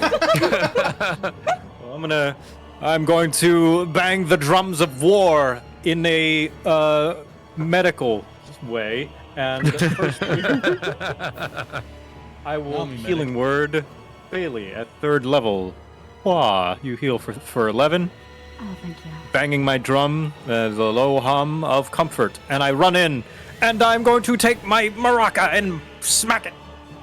Since healing word is a bonus action. Bang out the MASH theme.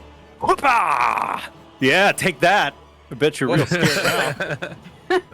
Can you describe what, You got him what on the a, ropes. what a healing drum beat sounds like? It's Is like it is it the solo it's the MASH from Nice. Phil Collins. Yeah, I was it's thinking Phil the- Collins in the air tonight. That's Oh. amazing. Perfect. Yeah, there it is. Yeah, it's the synth drums. Do do do do do do. Hell yeah. Specifically that like era of Casio drums. Yeah. And that Anything else for Gelnick? no, that'll be my turn. All right. Before the start of Phaley's turn, it is going to take a legendary action. Oh, What the hell? Okay, I'm explain to me sorry, what a a legendary what? action is. I've never heard of a what?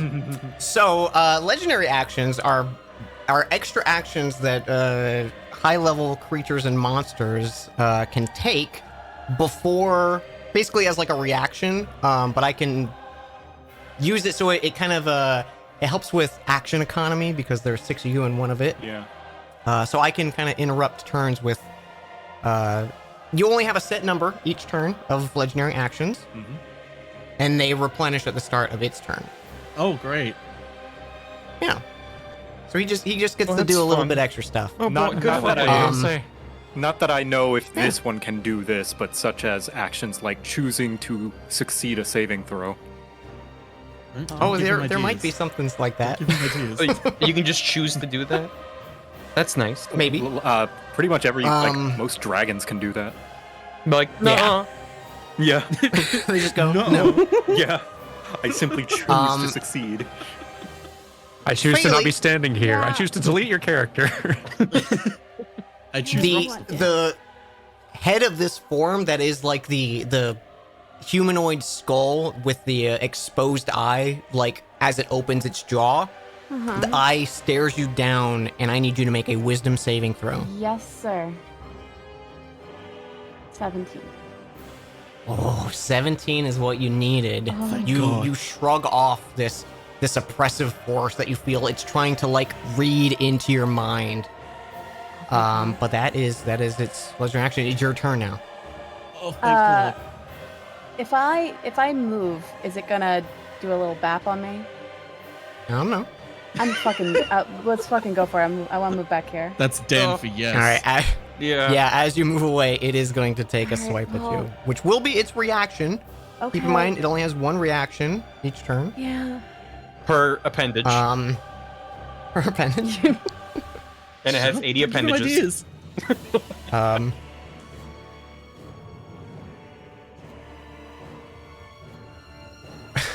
I rolled a nat 1, Oh. which was 9, which misses. Yeah, it But sure it's a 1 fucking anyway, does. so it misses. Get fucked. It's net 1 is a 9. Okay, I'm gonna guide and That's bolt. terrifying. So you see, as you run away, it holds its hand up, and from the center of it, a bone spear kind of like emerges, and you're just out of range as it like tries to connect to you, and it sinks back into the form. I want to check something real quick. Hi, Fairly. Welcome to the back line. Hey, thanks. Alright, I'm gonna guiding bolt. Or not, 11. 11 does not hit. Yeah. Healing word, is that touch or no? Healing word is range. I think it's Okay. 60 feet. Can I bonus action healing word, Morinthal? Because guiding bolt is an action spell, I will- you can't bonus action spell and action. I will spell at the same always get this confused. Alright, well then I'm You can do a bonus action spell and a cantrip in the same turn. And cure. Okay, well, then I'm gonna archer form that bitch. Which maybe not. Maybe actually not. Yeah, 12. I think both hits kind of just like hit the side of exposed bone, and like it quickly creates like a shield protecting whatever like vulnerable part of it that is exposed, and it just glances off of it. Cool. It's big, but it's tough. It's gonna be I'm a just tasty gonna grab. cower a little bit. Okay. Coil. We are smacking it. We're still reckless attacking. Yeah. Great sword time. Oh, 16. 16 is its AC, is what you need. Oh, whew. So that hits? That hits Okay. Phew. Just. for 15. And then we bite because I desperately need it. So. Yeah. And 26 will definitely do it for another 12.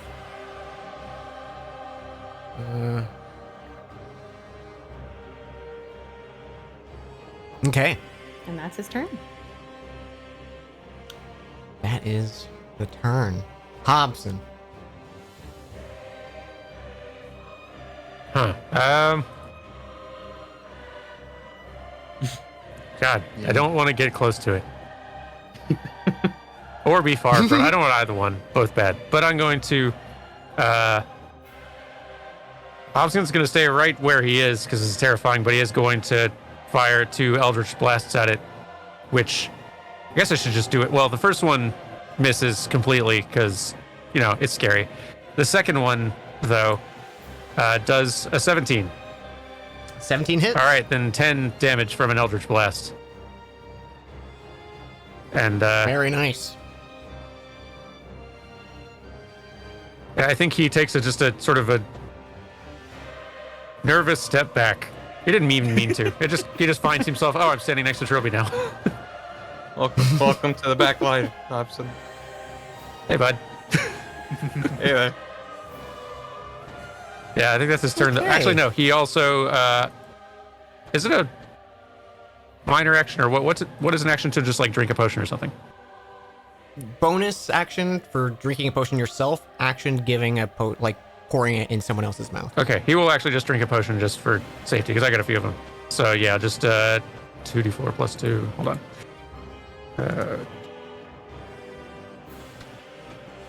7 HP back. Nice. And that's the turn. All right, Trilby. Everyone other than Coil, how y'all doing on temp hit points? I have no 10 hit points. Other Yeah, than not great. Morinthal? All right. Then Scrubbins is gonna boop right over there and do his thing. That is 8 temp hit points for everyone other than Coil, if you want them. Thanks, Scrubbins. He go beep. I like to And imagine every time Scrubbins goes like beep or something, he like pops up in the air, but like he's been like panned upwards. he just tilts slightly. He's just like tilted slightly and moved upwards every time. He is a robot bee, you know. He doesn't move like a real bird. And for the rest of my turn, I will be using my spell refueling ring, which I have now and I haven't used.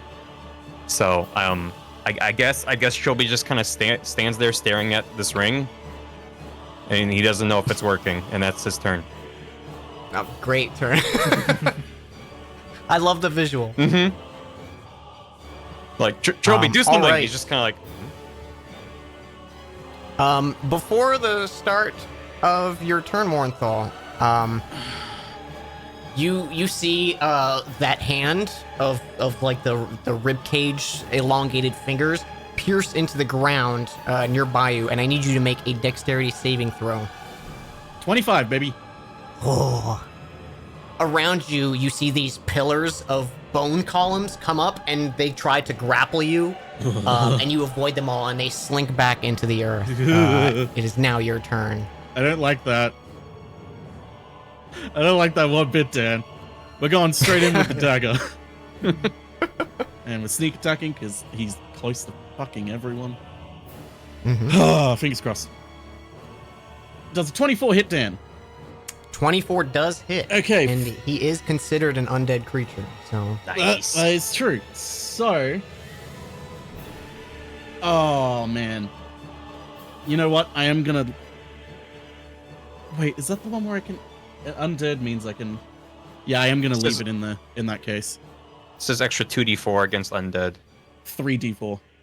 Radiant 3d4. damage at the start of each Oh. turns. Oh, Jesus. Oh, that's it. That's if you crit on it. You can only leave the purging dagger in if you crit. Oh, that's right. Okay. I was like, that sounds a little bit too good. Well, 24... how close was I to critting? Oh, I was 4 away from critting. Well, in that case, with the other hand... he's trying to lodge it in with one hand. With the other hand, he's going to come up with the other dagger. Yep. Does a 22 hit, Dan? 22 hits. That's another 4 damage. Extra 4, so that's 9, 13, 27. 27, yep. Another 27 hits of damage. Very nice. Okay. Very nice. I end my turn. Jesus. All right. Oh, I'm holding my breath. It is its turn. It gets its legendary actions back. Right.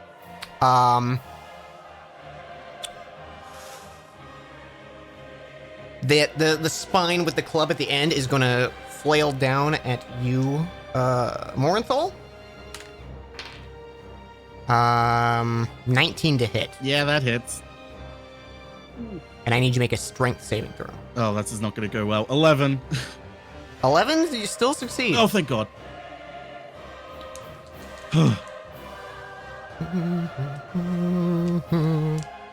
Also, yeah. Ooh. I could have just uncanny. I keep forgetting I could do that. 22 damage as this club comes down on you.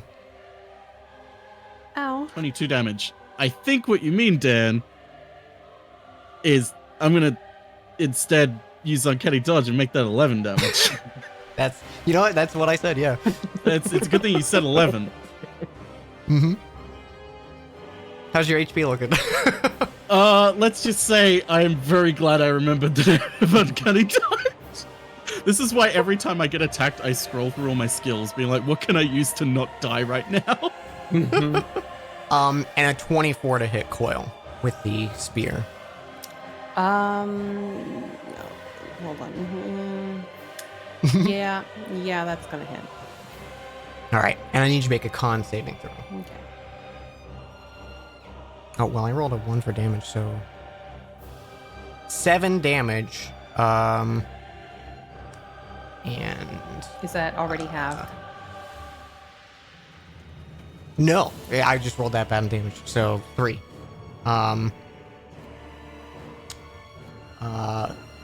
And 15 is what you need for the save. So you shrug off that same sensation.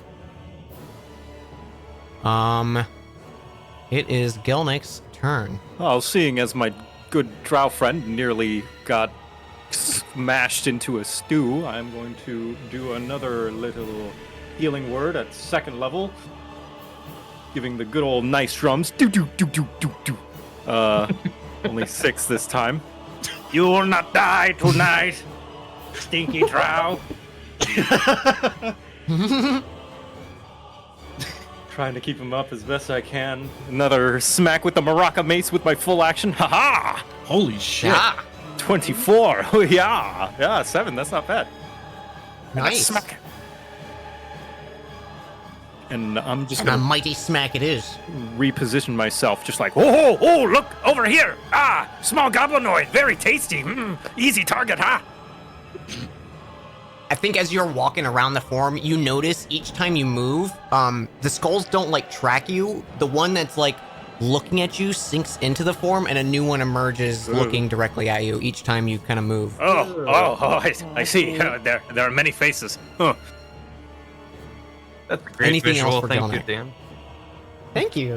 No. Love visuals. That'll be all for my turn. Before the start of Faylee's turn, Faylee, that eye pierces in looking directly at you again. Can you make another wisdom saving throw? Yeah, I sure can. It's a 22. Oh, you shrug it off yet again. Oh. Good rolls. Good rolls. Now we can. It's your turn now. Does Mornthal still look like he's on the verge of death? Not Always. verge of Probably. death, but let's just say if that 22 hit me again and I didn't halve it, I would be on the floor in a Peter Griffin death pose. Okay, I'm gonna... On a scale of 1 to your max HP, what you learn? From a scale from 1 to the max HP, we're at a 21 right now, Dan. Oh. Alright. It's my favorite, like, loophole. So I can healing word him. A 7. He's like the health tank right now. Just pump him up, full of HP, just regen the whole way. Pocket him.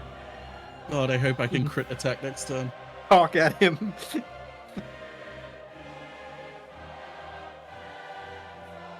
Shame I can't assassinate. Anything one. else for Faylee? Now that's a bonus, right? So I can't archer, correct? Archer, I believe, is a responsive thing if you do. I don't think it takes a bonus, does it? I don't really remember. Oh, no, it does take a bonus. So, does. yeah, you... Hey, does anyone... Do you remember... Can you use a bonus action as an action? You can't, right? I don't think you can, no. No, I don't Okay, think. yeah. Okay. So... And I don't think I can actually do anything else. Unless I'm missing something, but I don't think I can do anything else. Okay. Before the start of your turn, Coil, you see the hand slam down and those fingers sink into the floor and they emerge around you, and I need you to make a dexterity saving throw. doing that with advantage again. 19. Ooh, okay, yeah. Good thing. Oh, Those 4 pillars of white bone emerge around you, and you just kind of like in your frenzy just cleave through them, and they sink back into the floor. Phew. It is now your turn. Okay. We slice. Oh, you guys are getting good rolls. What the heck? Oh, got Well, our our rolls bad earlier out of were the shit. way. You win. I want to win. Oh, 13.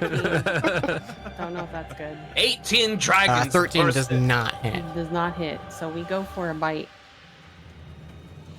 I do believe.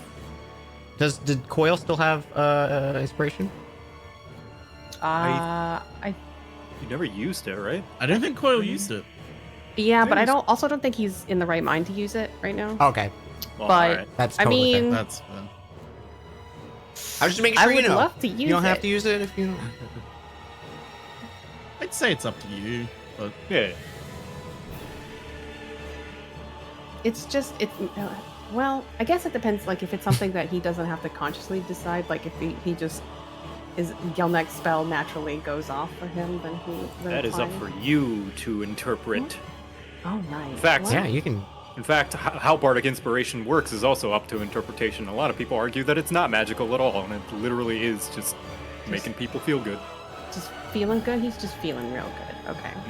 But Joe, that is magic. Oh my god. Aw. Art is the magic. And are making you others adding this feel to the good damage? is magic. Or I would be adding it to the attack roll. I think. 13, Yeah, for that first one, right, yeah. That miss. which that it does hit. Okay. Noise. Yay. So it'd be a 17 and an 8 with the bite. Yes. He gets 3 little hit points back. Slowly keeping himself off the ground. All right. Yeah. Anything else? That is it for him. Yeah, just so you guys Hot. know, I am keep in mind for the future, I am a War Bard, which does allow, or rather Valor Bard, which allows you to use the Bardic Inspiration for your AC as a reaction as well, or Oh, wow. damage, not just attack rolls, damage rolls as well. That rules. Mhm. And maybe really crucial before this is over. yeah, I was gonna say that might be crucial for this very specific fight. Oh, it's me. Hobson reads the description of Booming Blade a little more carefully and realizes, oh, hey, some of the extra effects will happen. My bad. So he decides to move in a little closer. Probably shouldn't be just like right User next manual. to. Shouldn't be right next to a companion, should it? Let's see. Is this Between within last range or is time this too and far? now. Like right around here. You're in melee there, yeah. Okay, oh, like is it like going from here to here, distance wise? Is that allowed? I guess I can go. Guess I can go they're here each if it's 5 not. feet, so I Okay. think you can easily get around anywhere you want. Oh wait, you have 25, right? Yeah. Yeah, you could easily make it. Okay, cool. Well, we'll go a little further and get one little bit of separation from Kelnick there. And yeah, he tries to go for a big, reckless, booming blade swing, and that's gonna do not a whole lot unless I add the inspiration to it, which I will. D8. Plus 1d8, so that's Roll high, boyo. I hope you roll high. me too. So plus 6 is 15, still not enough, is it? 15's just shy. Ah. Damn. Alas. Shot. Darn. Close though. Close though. It's hard to hit. It's so you big. You swipe off and it kind of just bounces off the bony exterior. I like to imagine between your last turn and now, you've just had Volse in the back of your head, just like lecturing you over how Booming Blade actually works. Yeah. Just rules lawyering me from in my yeah, own just head. rules lawyering you in your head. Yeah.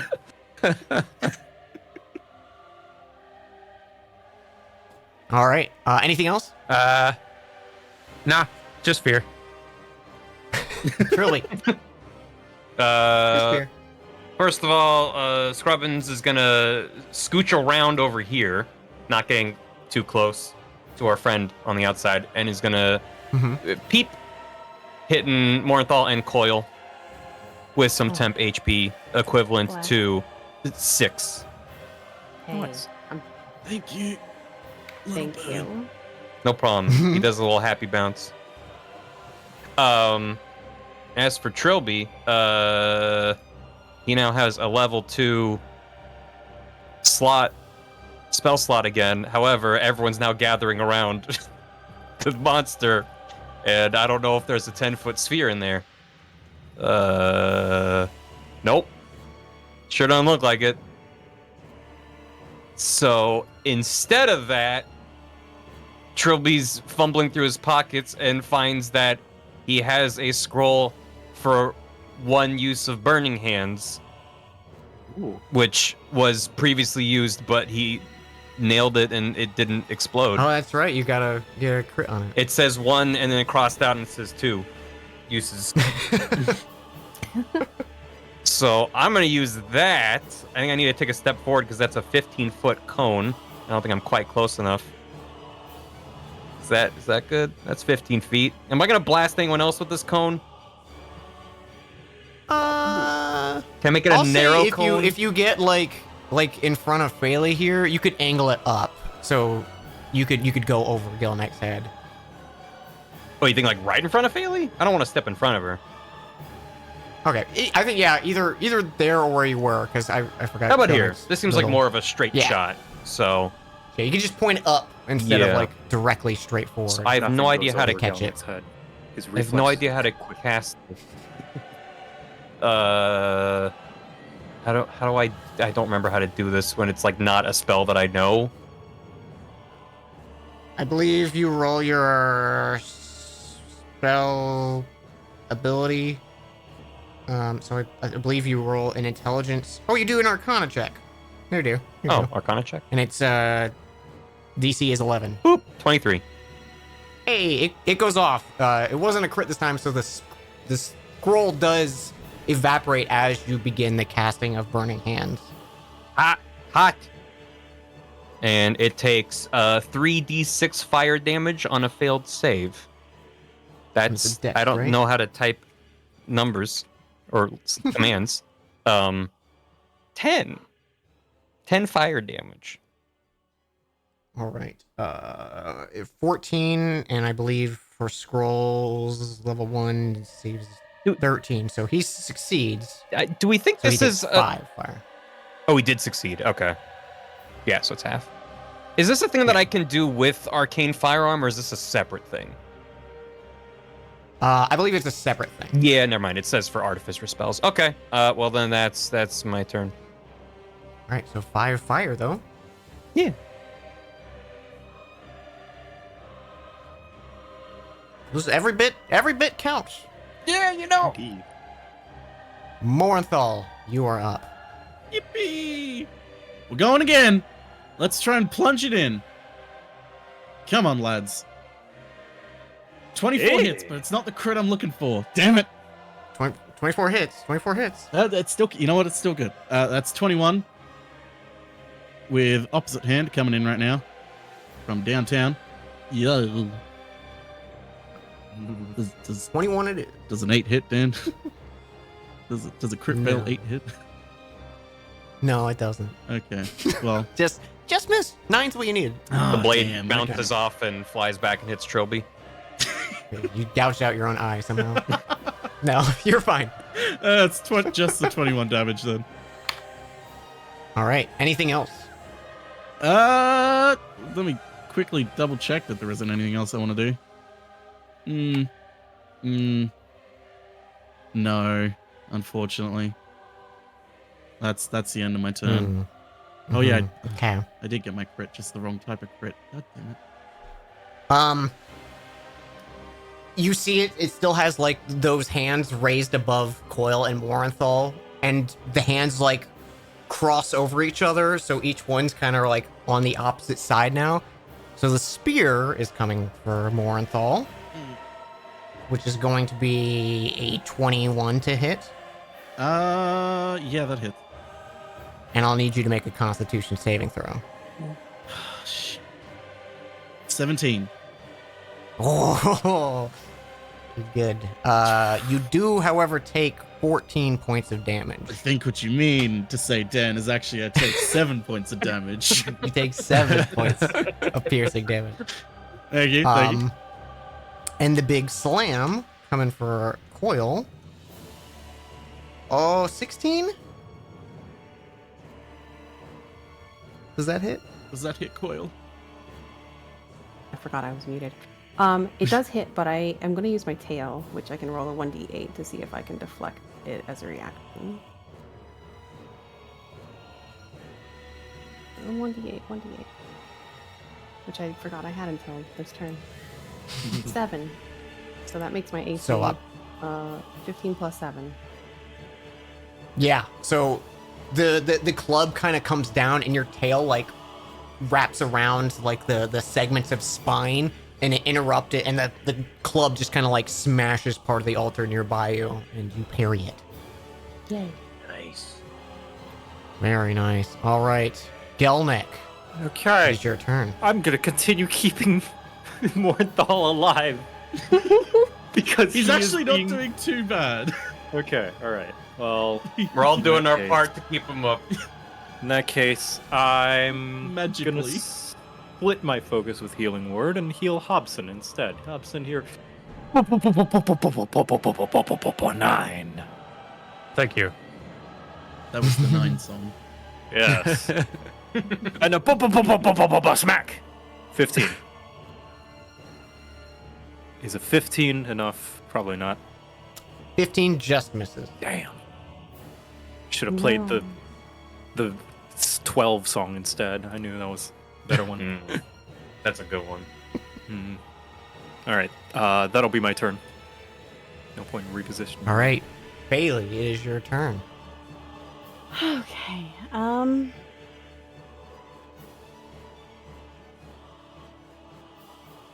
I never cast this, so why not? Can I I'm just gonna. I'm going. Can I moonbeam him? Does that catch anyone in the? I don't think it's. This is why I didn't want to stand in How front of big's the Bailey. radius? Wise. You know, I don't know. Oh, a player of mine used Moonbeam in our game that we just played. It is a 5-foot radius, which means it is 2x2 squares. Oh, So yeah, you perfect. can easily hit just him. Yeah, let's go. Perfectly crab size. So, okay. Nope. Oh wait, nope. Wait, yeah, no. Wait, why didn't it roll the hit? Because it's a saving oh. throw, I'm pretty sure. It is a save. It is a Constitution saving throw on the creature. I think it's So- just Kazun High fair. Cam. Listen, every time it's like show spell description, I'm like, oh yeah, I'd like to read that, and then it just posts this crap. Okay, so he saves, but he does take half as much damage. Okay. So he takes 5 radiant. Then I'll Archer form for my. No, I. Yeah, you will. Yeah. Oh. No, Okay. you won't. Oh no! It doesn't move. So I anything, think no, I think stay there. with the moonbeam, the crack in the ceiling, you just see this light shine down, and it's like just got an angle enough to hit the back of this beast, and you start to see like the bubbling mass of bone on the back of it responding to the damage as it kind of trickles out. But the archery blast seems to just ricochet off the armor. You made a good decision not standing in front of Bailey. Yeah, maybe a little bit because I did roll a 1. Yeah, you're good though. No one's good. in line of sight with That's you. really good. Okay, I'm done. Coil. Coil. Before the start of your turn, can you make a dexterity saving throw as those fingers pierce in the ground yet again? Yes, I can. 18. Damn it. Also, You dodge him. do You we? bite through him. I lost track of how many turns he's been. His jaw has been unlocked Oh my god. Oh. because I think it lasts for a minute. And we may be over a minute now. At first I was like, oh, it's fine. Yeah. I'll here, I'm gonna roll a 1d4, and that's how many turns from now. because I don't remember. Okay, in 2 turns, Okay. a minute has elapsed. How long is a round normally? 6 seconds. 6 so a seconds. minute is 10 turns. Okay. Gotcha. Yeah. Probably That right. was my bad. I forgot it was a time. I was thing. keeping track I for a little should've- bit, and then I forgot. We all All good. Foregoing happens, but it is your turn now. He's going to greatsword for a 14, which is not going to hit. 14 does not hit. So we're gonna chomp you. Yum. 26 does. And get a Yeah. little health back. 1, 2, 3.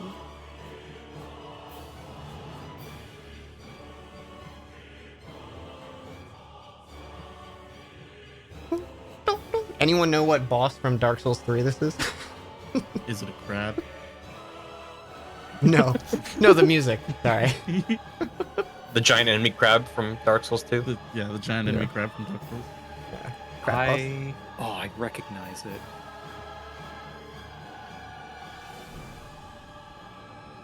I need to play Dark Souls 3 sometime. It's the only Dark Souls I finished. Why can't I do math?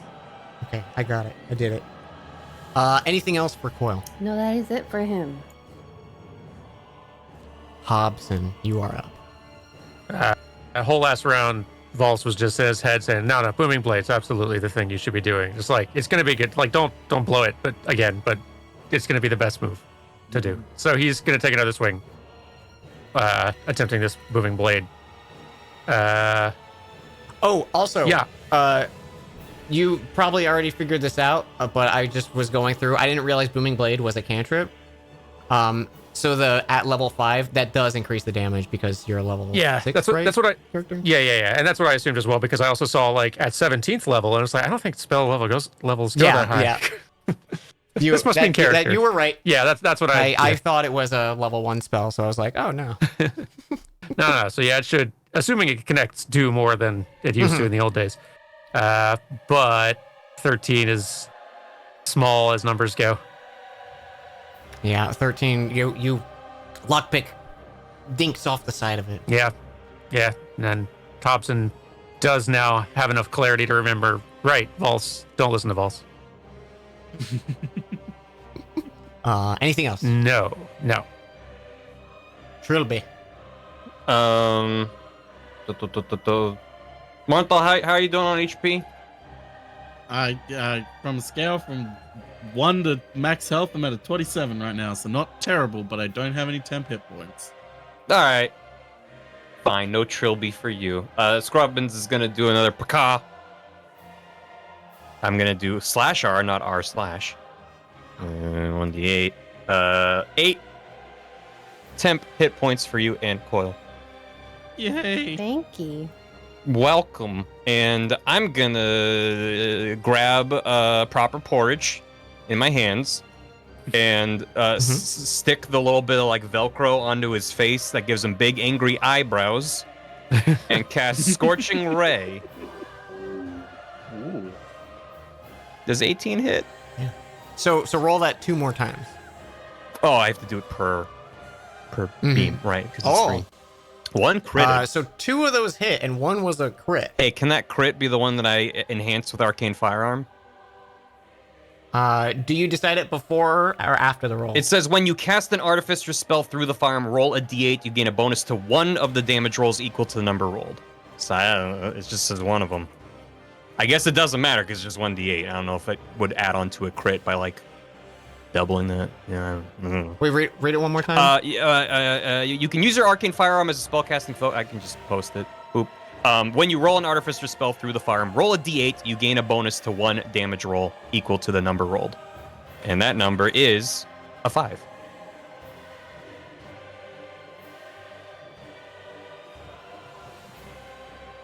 I I feel like it's just added on as like 5 damage. I don't think it. yeah. Like, so long as we'll at say it's least just one of them 5. hits. It could be different because normally it's like all the dice that are rolled get doubled for a crit, but because it's like it's a 3 roll spell, I'm like I don't know how that overlaps in my head. So we'll just say it's the +5 Yeah. for now. I think that makes more sense. So that's 7 plus 22, so 29. Maybe. So I'm assuming the 11 missed, but the 18 and the 27 did hit. Yes. Okay. So it's the 4, Yeah, 29. All right. Yeah. 29. Yeah. Chow. 29 fire. Fire. Yeah, it streaks through, and there's these 3 like black like streaks across it as the rays kind of like streak through the form, and you can see like the bone tries to like there's like almost like small little like canyons, like scars across the bone that it's trying to like recover. Ew. Anything else? Trilby is glad that the spell refueling ring worked, and I have my turn. Morenthal, before the start of your turn, Oh yeah. that eye that has been gazing at Phaley for so long, the mouth forms in front of you and opens, and that sickly, like decayed, you know the Bloodborne old hunter eye? Yeah. It's like that. That's staring what I've been thinking it point looked blank like at this whole you. time. And I need you to make a wisdom saving throw. I want you to know I have a -1 to wisdom, so this is gonna go terribly. Come on. Do it. Hey, no wisdom buddies. 14. Yeah, finally Dan gets one. So as that eye kind of like it's frantically moving, like it's seeking information from you, and it connects, and like the pupil like dilates real quick, and it pulls back, and that rib cage where you see that sunken small form, the rib cage opens right in front of you, and that form falls out, and you see the bone restructure across the face. And remember that question I asked you guys a few weeks ago? Shit, this is gonna get bad. Who do we see? No. God. Oh, fuck me. Oh, you really want me to describe this? Absolutely. Okay. Jesus. Hey, I have to scroll back to what I wrote because I want to get it right. So we see the face of a small child that the name is unknown, the origins are unknown. Do you want me to describe who the child is, or just? I think you can reveal how much information you want to keep to yourself, but everyone looking sees the form of this child, and you obviously immediately recognize it. Okay, you just see a small, like, 10 to 12-year-old child. The look on their face. They look like just a standard normal child. Your standard issue child. Standard issue child. Yeah. But as it does form and you realize who you're looking at, you are frightened, and it is now the start of your turn. What does being frightened do to me, Dan? So you can't move willingly closer to the target, and any action you make while you have the child in line of sight has disadvantage. Ah, fuck. Okay. I'm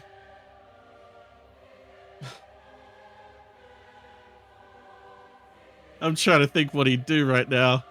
Oh, crap. Do we all see this child? Yes. Yeah. Cool.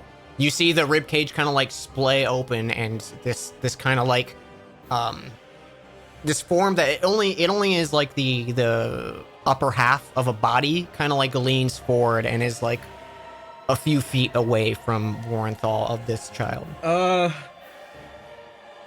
Shit. Okay. I'm gonna be completely honest. He does nothing. Whoa. He kind of just stands there and completely.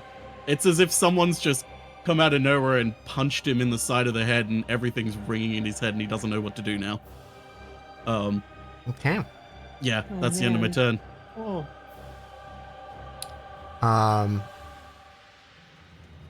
On its turn, that part of the body just continues to stare like vacant at you, Morenthal, as from the sides of it, the spear and the club raise up.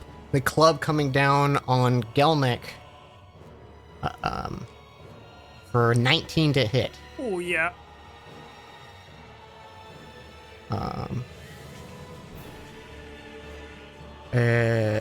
Club, and I need you to make a strength saving throw for me. Strength saving throw. You got it. Ha 18. Nice. So you do not get shoved, but you do take 15 points of bludgeoning damage. Ooh. Wow. And the spear comes piercing out back to you, Coil. All right. That is the wrong dice. 19 to hit. I'm gonna use my tail again.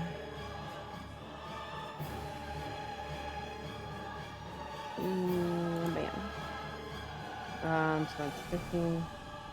Okay, it doesn't work. So. Oh. Okay.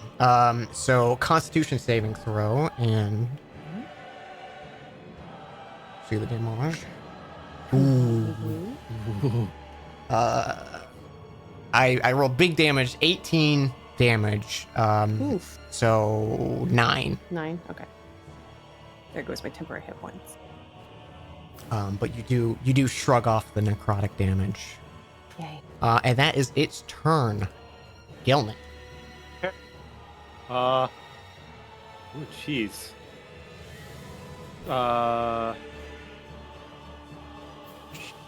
Shit.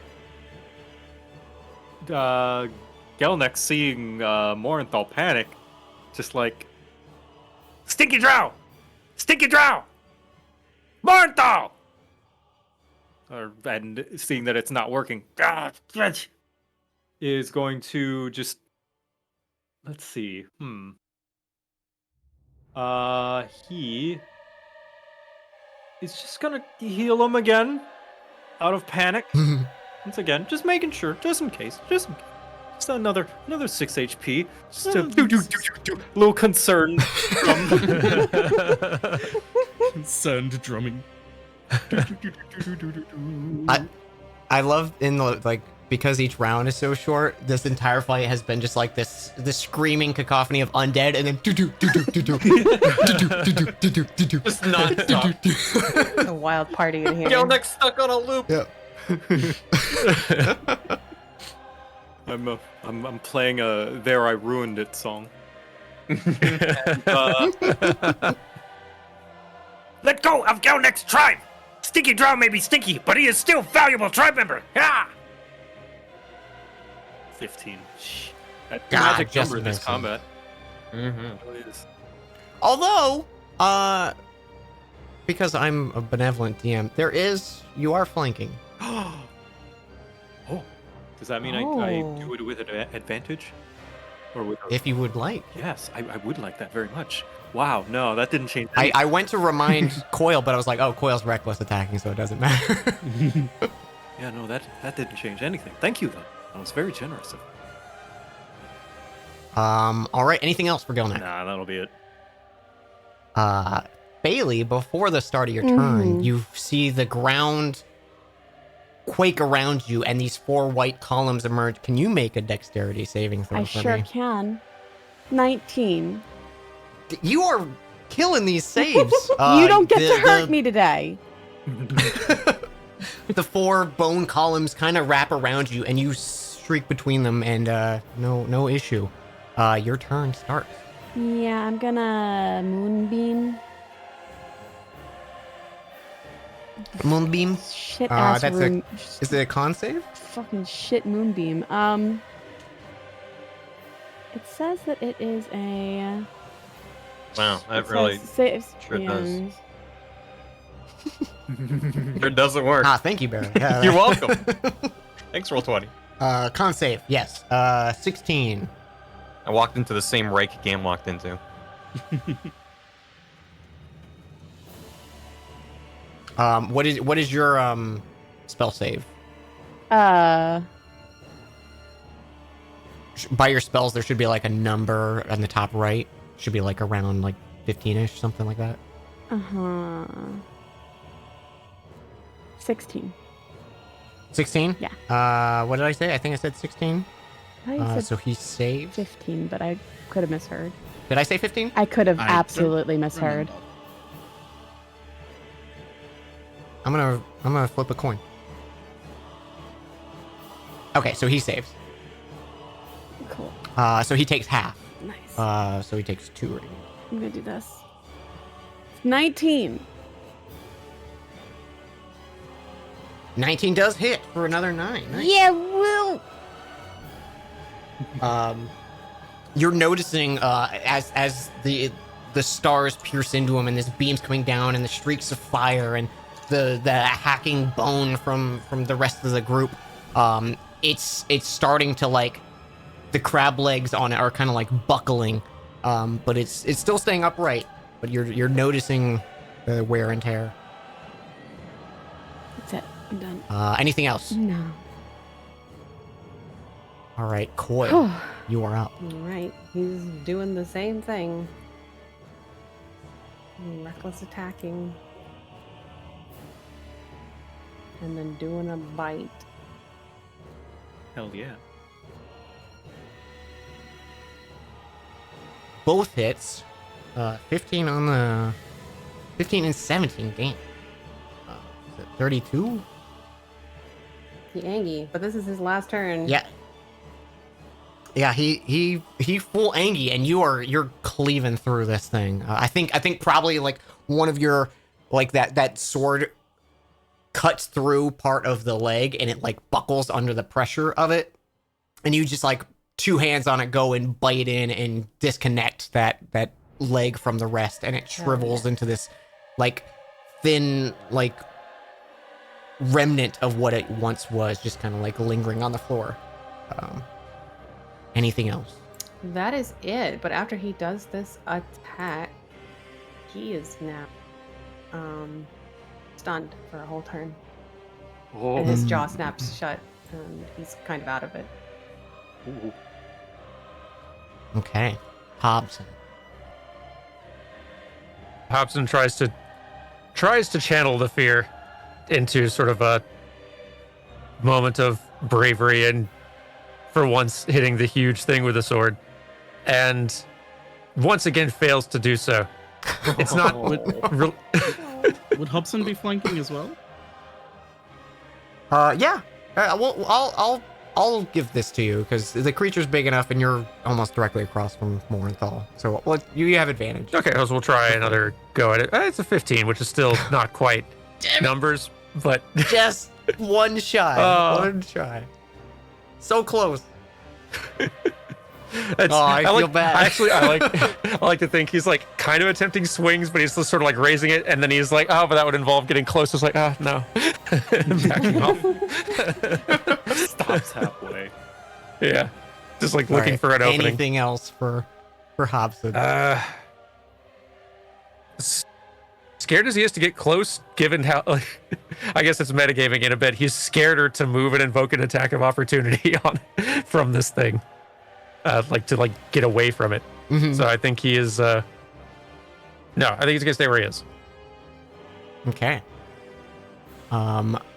Trilby, before the start of your turn, you see that hand reach into the ground, pierce through. I need you to make a dexterity saving throw. Good thing I'm a dexterous little boy. Yeah. I was about to say, don't jinx it. The joke is I'm not dexterous. Yes. These 4 columns of bone emerge around you, and you've seen the rest kind of react to it, and you go to do the same, and one of them grapples at your thigh, and the rest kind of just coil around you, and you are restrained. Oh. You can repeat the save, or you can use an action on your turn to break free, but it is now your turn. Great. Do I take any damage? Do not take any damage. Oh, thank God. But Oh. let me just restrained. Mm-hmm. Your speed is 0, and you can't benefit from bonus to your speed. Attack rolls against you have advantage, and your attacks have disadvantage. Gotcha. That's fun. That's neat. Okay, well, here's what we're gonna do. First of all, Scrubbins is still gonna do what Scrubbins does. Because then people over here get hit as well. I think at least Coil lost all temp hit points, right? So that's a 1d8. 10. I'll take the Morinthal 10. and Coil are at 10. Thank you. And Trilby, if I try to cast the spell that doesn't have, I'm not casting an attack spell. So how's that impacted by? If it's a save, it doesn't affect it at all. Okay, well, because I'm seeing Morenthal having a bad time, and it still seems to be kind of focused on Morenthal, I'm assuming. I'm gonna cast Sanctuary on Morenthal. Sanctuary.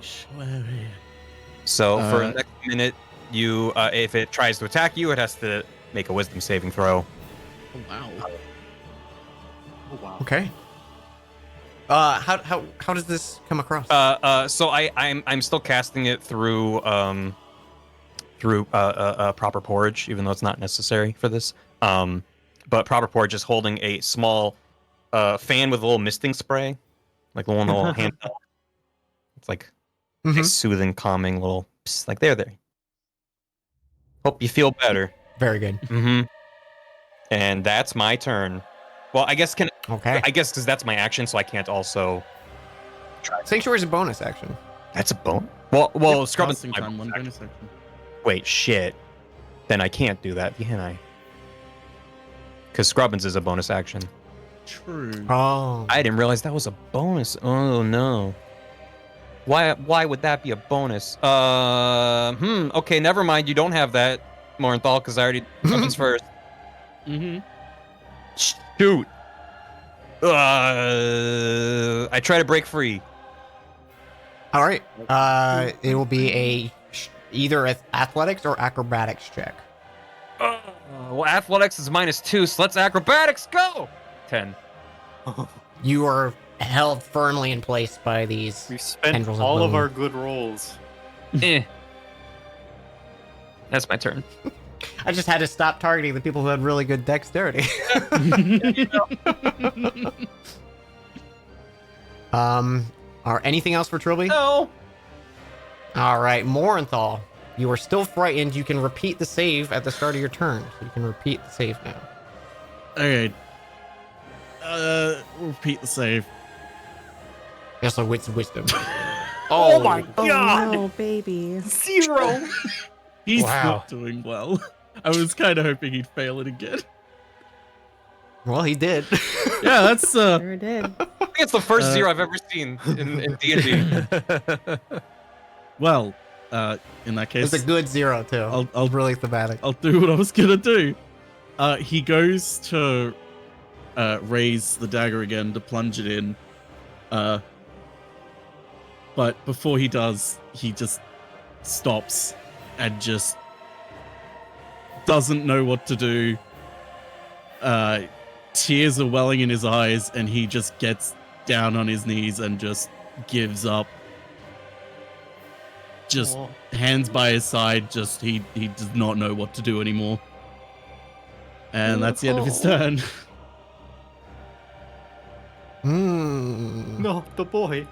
Sad, stinky drow. Sad stinky drow. All right. It has advantage against a stunned target, although it has had advantage against Coil for a long time. With the slam coming down on Coil, All right. 17 to hit. Yeah, he's also stunned, so I don't think I don't know if he. Oh yeah, I think you don't get. Can't move. Incapacitated. Oh yeah. So that's it. Can't use your reaction, unfortunately. So you do need to make a strength saving throw. I think you might automatically fail that. I might, yeah. You do automatically fail it. All right. So you will get shoved 10 feet back. Okay. And you will take. That doesn't affect your rage though, right? No, he's still raging. But Okay. no. So 11, so 5 bludgeoning. 5 bludgeoning. Okay. And then the bone is going to whip around to the back. This annoying, pestering sword constantly hitting its back. The bone spear forms in front of you, Hobson. and I rolled it off the table. 26 to hit. Howza. Yeah, no, that'll. And I need you to make a con saving throw. A con with saving that. throw. Boise. 13. 13 is not enough. Ooh. You take 15 piercing. Uh-huh.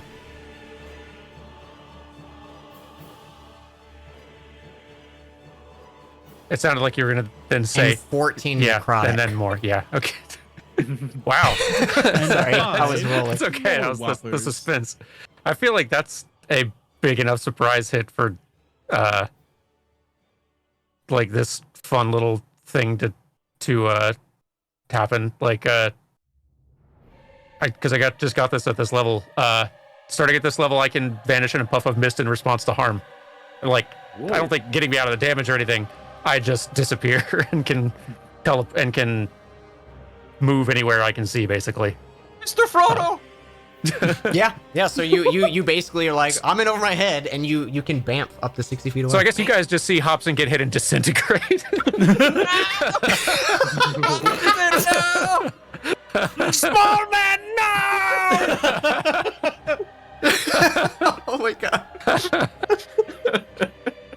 Yeah, but I think he like winds up over here, just very, ow. Or here, we'll say over here, still invisible. And he'll just stay over there, and while I just run some numbers real quick on the HP. Yeah. Wow, that was great. And with that, it is Gelnick's turn. Gelneck is in shock.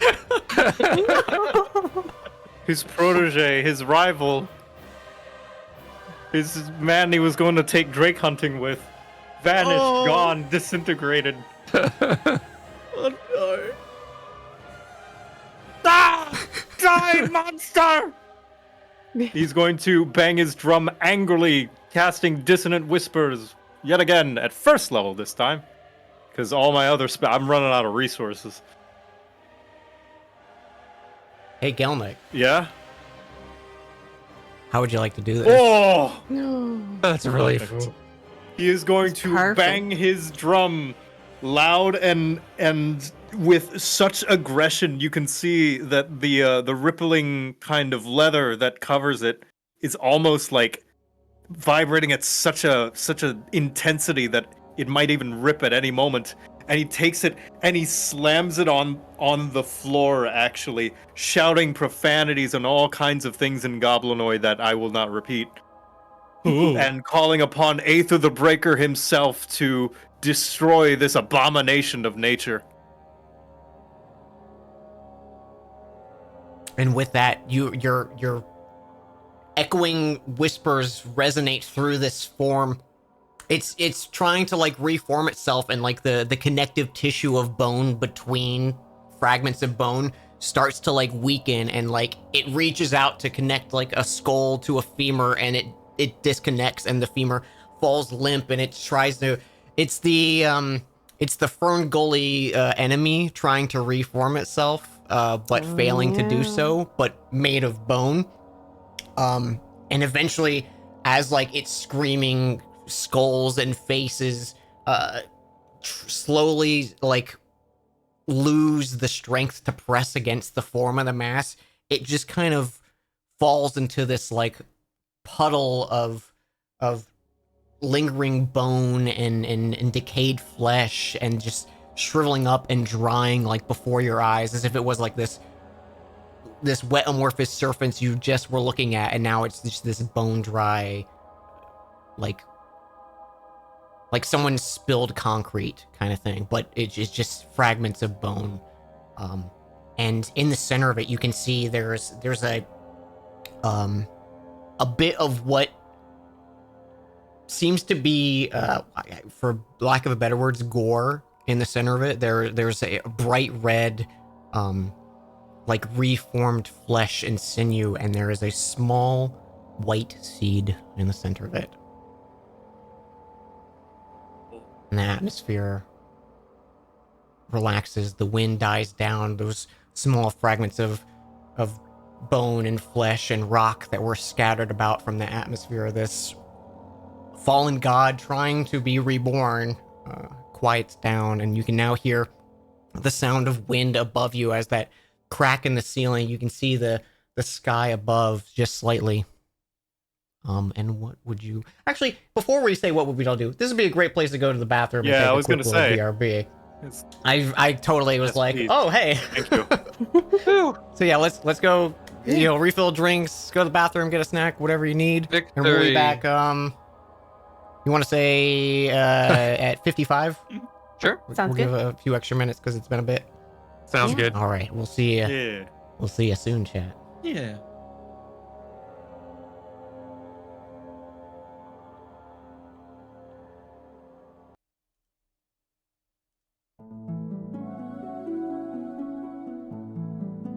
You get some not evil music here for the BRB.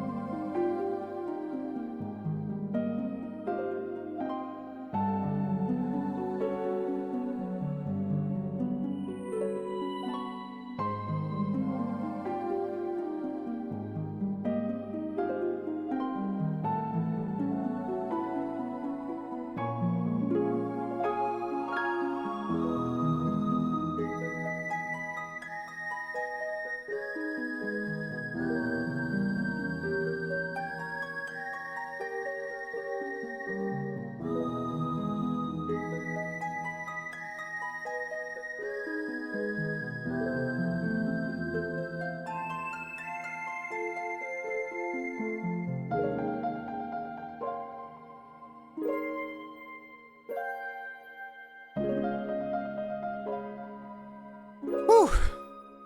I'm amazed there was no death saving throws in that.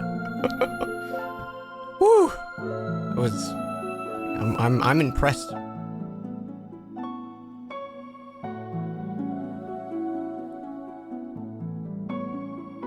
Oh shit! I do have a delay on my mic. Oh my, it's been on the whole time. Oh, thank you for noticing me. Super sorry if I overlapped someone's speech. I had my mic on like a second delay because of when I do Elgato games, I have to delay my mic.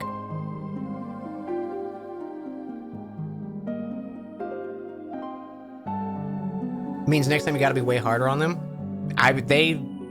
Those saves, like, there were so many good saving throws in that fight. They deserved that.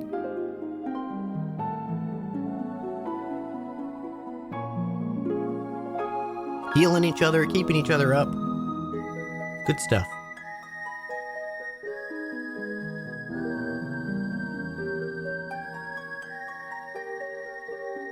Only emotional damage, yeah. Does Gelnick call Morinthal stinky because he was super stinky at the start, or is there a special event? I think it's because Morinthal's attitude is stinky.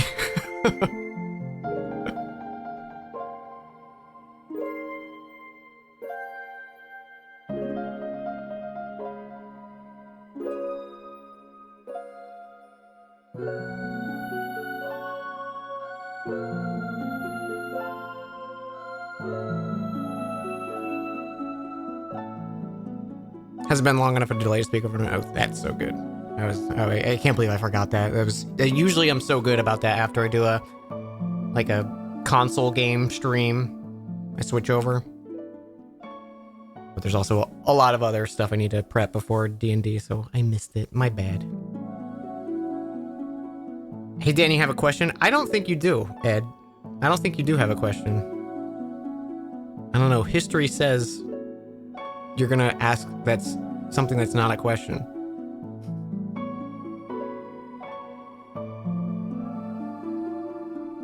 See, that's not a question, Ed. Can you hold these? Thank you. Yes, I'll hold those for you. Yeah, bosses be long fights. I knew it was going to be a chunky fight. It's probably been the longest individual fight, for sure. Thank you very much, Ed. Also, I know there was a sticky Calvi put at the top. Alerts are off. I will thank everyone for alerts and subs and anything like that after the episode. But I thank you all very much. I appreciate you guys hanging with us.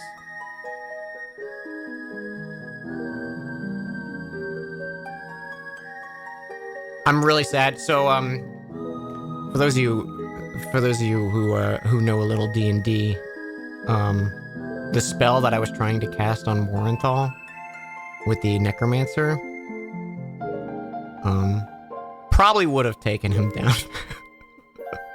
I was casting Enervation on him. Yeah. Which is basically just like, once it hits, I can just keep constant damage on him no matter what. Power Word Kill. If they were doing Power Word Kill, we'd have a very different campaign. They're only level like, what, 6?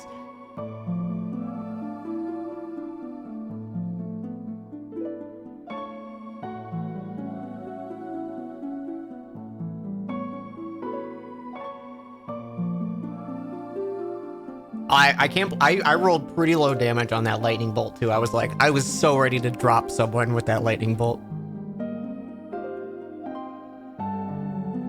What was the deal with the knight? Yeah, he was just an NPC. He was an altered undead.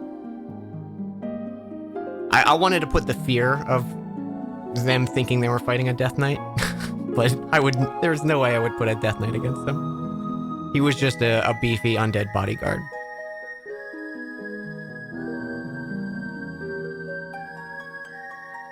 Did you ever read the blog? The monsters know what they're doing. I have not. But I was having fun with that.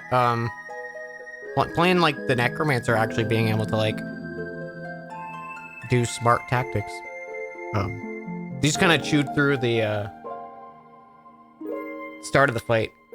I didn't get to do too many stuff, and they saved on a lot of stuff.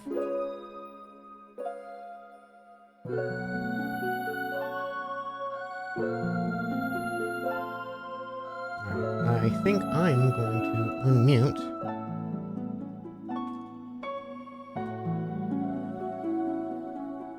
Hello. Hello. Hey. Hey. Hi. Hi. Hi. I was talking about how cool you guys are. Yeah, is You're- that no, what you. you're talking about? It was. You guys are cool. Look, you did it. It's got a Thanks big for giving X us on the nightmare to fight. it. What That do was you mean? horrendous. You did it. I know we did it. The way that you At designed what it cost? was horrendous, We were and talking that's about a the fact compliment. Aw, thank that you. Barry had immunity to necrotic damage, but was the Oh, only yeah. person who didn't did. take damage. Well, I had resistance, not immunity, but Well, I mean, yeah, resistance. Sorry. Yeah. yeah, I did not take any damage that fight. I think there was Cool. one Wow. save, or like one failed save against the necrotic damage the entire fight, and like 2 of the creatures had it like every turn. It was. Yep. You guys had good saves. Good It saves. was a weird fight. Yeah. Speaking of which, Dan, can I just ask real quick, as the giant crab is falling apart and becoming concrete, Mhm. what impact does this have on like the child that it's projecting? I think probably the energy of like keeping it in a form that's identifiable to you is like as soon as it loses its limbs, it shifts into something undiscernible. So like, in one hand, yes, you could say it's disturbing, but on the other hand, it probably is like immediately clear it's not what Morenthal's looking Yeah. at. So however you want to play that, I think is Okay.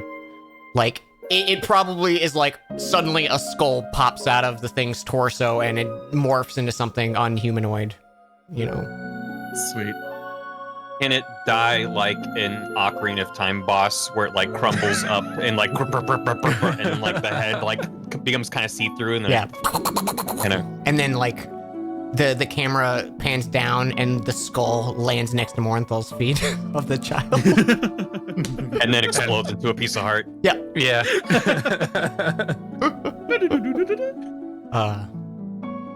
I'm glad I got someone at least once with my dead hand attack. I did write in my notes on all caps, oh no, he has a dead hand attack. Yep. It's the Ocarina of Time monster with the hands that The grapple you. most horrifying thing rendered on the N64. Yep. Mm-hmm, mm-hmm. I was like, I gotta put that in. Are we all back and ready to go? Drinks and good? Me I think am so. here. Yeah. Let's I'll do just like some. Actually, no. It's still creepy. We gotta have something kind of. It's not nice in here. It's not nice. Vibes are still very bad. In fact, vibes might be worse now that it's dead. Yeah. Now we got to talk Um, about it. So, one just as a reminder. Actually, no, not as a reminder. Never mind. I take it back. Uh-huh. I was gonna remind Hobson that he saw a lot of items. That's all I was gonna say. That's Well, we good all think reminder. Hobson's dead. So Yeah. Yeah, although, speaking like, of, in combat, he's like, I become visible again at the start of my next turn or when I attack or cast a spell, which means within 6 seconds I pop, like, I bamf back into existence, I guess. Just as startled as everyone else that I happen to now be standing over here. And still also wincing because, wow, damn, that hurt. you go to Well, swing Galnek at isn't- where... No, go for it. well, Galnek isn't looking that direction, so he is simply on his knees. Small man, I'm sorry I was unable to protect you. Yeah. Sorry. Ow. Oh, it's all right, boss. Oh, boy. Thank you for killing it, though. Even his voice haunts me now.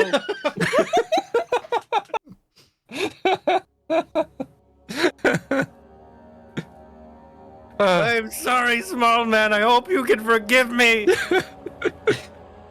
Double Eater, I'm over here, and Huh? I was gonna say Oh. I'm okay. I'm not. I'm over here though. Are you okay? Oh, yes. Oh, that was great victory. You are truly an conspicuous small man. Thanks, boss. How did you do that, Hobson? I don't know. Do you, The trick is to miss 3 times, and then after that, I don't know. Well, have a bonbon. Ah, that sounds perfect right now. Thank you. Yeah.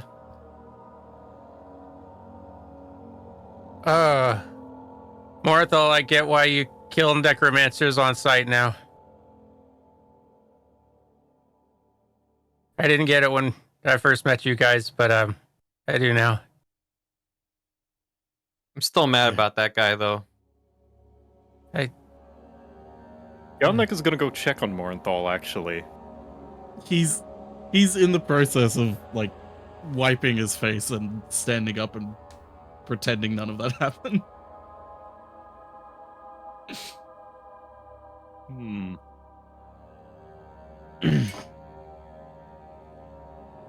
There's some shiny, glowing, magical things around.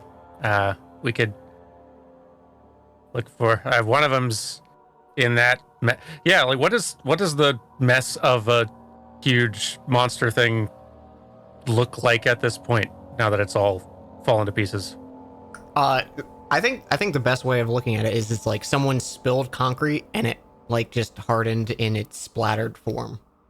And then Yikes. at the center you see this like what looks like some kind of like muscle and exposed flesh and maybe some organic matter. There is a singular like small pearl-sized seed that is like pure vibrant white.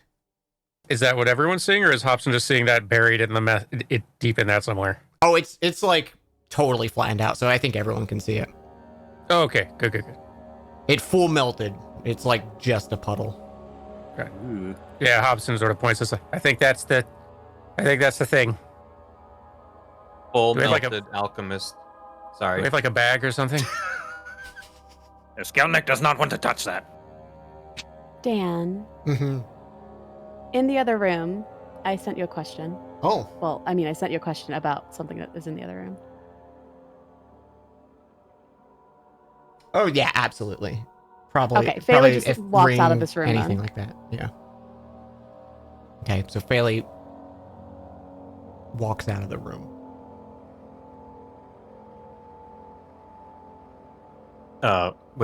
Which way? Where? Huh? There's a path going down south. I guess we can do this now. Does Bailey? Coil look okay? Yeah, we need to take. It's just We're all kind of like, yeah. our whole team is a bit There's coils somewhere in the back here. miffed. Yeah. Everyone's having a little bit of a time. Yeah. Oh, we jeez. honestly we all look like shit. All Except right. Trilby, maybe. Well, Double Yeah. Leader is going to take the initiative and kind of tear off a piece of cloth from his clothing and wrap around the little seed. Mm. Yeah, it does seem like everyone's probably covered in like gunk and viscera, and Trilby's pristine. I love that Um, for him. It's easy enough for you to do, Gelnick, and you realize like even with the like cloth between your skin and it, it's warm. Like not like hot, just like Hmm. it's like a nice toasty, like putting your hands in a mitten after a cold day. Skelnick thinks this may be what we are here for. Think so. Probably. How does Coil look? He's kind of coming back too. I imagine, like when his jaw snapped shut, the straps kind of like magically like bound his muzzle, and the key just kind of fell out on the floor. And then he got knocked back, so he's a little bit away from it, but he's kind of like waking up and standing up and looking around and looks very lost. Also, Wrong dog, are you all right? just as a quick question for Coil, how was your HP through that fight? Like, did you dip below 25%? I dipped down to like 20 at one point, which I do believe is below 25%. Okay. So I think anyone who looks at Coil notices they are leaking a black substance. Oh, Oh, is Not like that not your- leaking, but like the same as if you'd be dripping blood. Mm. You, Coil? Where is Phelan? She seemed to have left the room. You want It's a a good bonbon? question though. Sorry, say your questions again. Do you want a bonbon? Oh, I can't eat it, unfortunately. Just put it in your pocket. Oh, okay. It's 9 thank healing for you. Pocket Sticks it bonbon. in the pocket. Oh. Skelnick Fairly- understand the lust of battle, but you are very, very lustful. As if you are starving for battle, Strong Dog. Not seen much like it. Yeah. So Uh, why we don't use the uh, key Fe- often. Fairly went back out of the room. I don't know where she went. Did she have the key? Did she? Do I see the key? I'm assuming I'm kind of near it here. Phelan did not pick up the key before leaving the room, for Mm. the record. It's probably around there somewhere in the wherever he was standing, like before the guy Yeah. knocked him back. I look around for the key. It's not hard enough to find. Like it's definitely scattered from the wind that was like whipping up and just the force of combat, but you find it like at the edge of one of the pillars resting against the stone. It's this ornate obsidian key. Found it. You want it back? Thank you. Here you go. Thanks. He'll take it. We He's should looking probably. at the goo dripping out of him a little bit weirdly. Like that, I don't remember that. Oh, you know what can maybe help you there. Trilby, go. 4 HP. The bee just kind of bumbles around and maybe lands on your shoulder. I love it. Thank you. Are you still gooping? He looks. Is he still gooping? You're not gushing, but you're noticing like there's smatterings of it across your armor and stuff. Like some of those big hits definitely caused some of the wounding. Give me just an intelligence check, either Trilby or Coil, or both. I don't have a lot of that. Wait, no, I do. It's wisdom I don't have. The artificer. I don't have a lot of intelligence. Yeah. Oh, damn. Well, I rolled terrible, so you know. I somehow rolled really well. You have a -1, and you I have +4. That speaks to our characters on a fundamental level, I think. Does more than half of our party have negative wisdom? It explains a lot, if so. Because I know I do. I have +1 wisdom. I only have negative. I have -2 strength, which is my Okay. my secret. Just me and Morenthal then. Trilby, you don't really notice anything other than like the leaking ichor. Coil Looks like goop. You when you're kind of like rubbing it between like maybe the claws of your gauntlet, it's very reminiscent to that black ichor that That little thing that crawled in. it's a very similar reminding thing. Like you're not sure if it's just like a similar look or something, but it immediately flashes in your mind.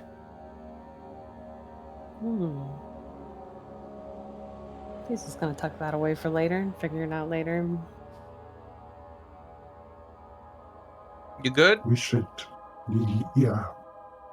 We should regroup. Yeah, I don't like the idea of Faylee being by herself here. Very well. Let's go find Flower Girl. And Gilnick is going to keep an eye on Morenthal, actually, while they're looking around. It's probably really easy. You're just gonna hear her sobbing. No! What direction? Oh, I. You know what? I feel like it'd be pretty obvious where she's sobbing. Yeah. Yep. She's just kind of holding whatever she could find of Eric, like whether it's clothes or anything. She's just kind of clinging to whatever is in there. You find a necklace that you're familiar with him having, and it's basically like a little necklace with a wire, and it's like a wooden dice, like wooden die encased in wire. She puts it on.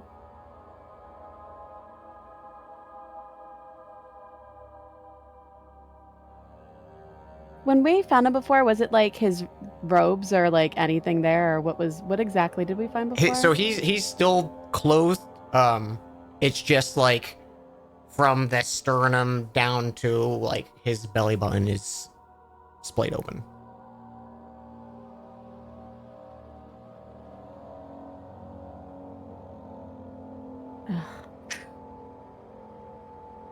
Yeah, she's just holding on to that.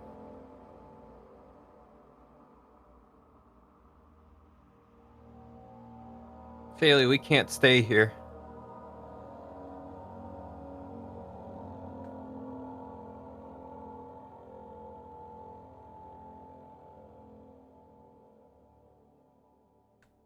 She literally isn't going to say anything. She's just sobbing, holding him.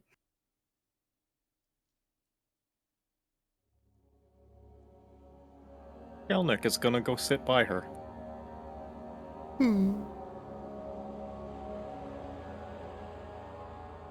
Bailey's Not gonna say lean into anything. Gelnack.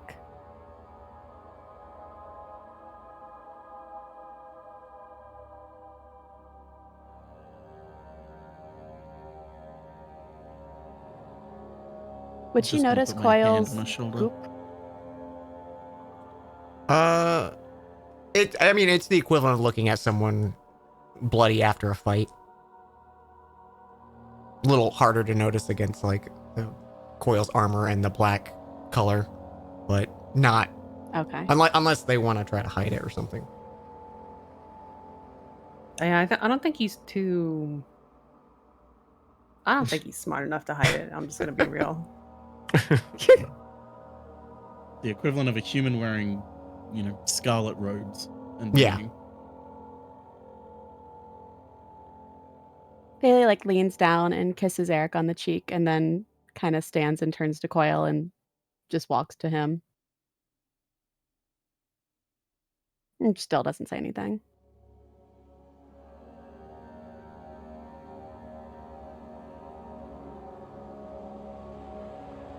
Well,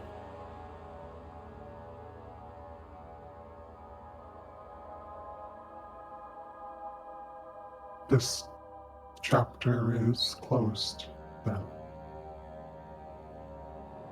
Hopefully for good. And she's just gonna nod.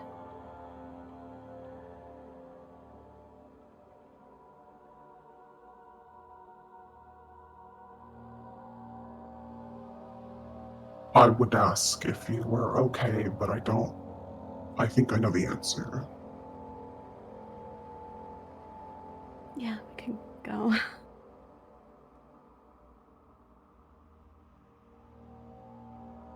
What should we do with this place?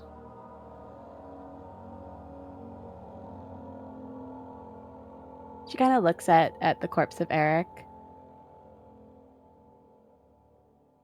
We should burn it, but not him. We could bury him or whatever he I believed like in. that a lot.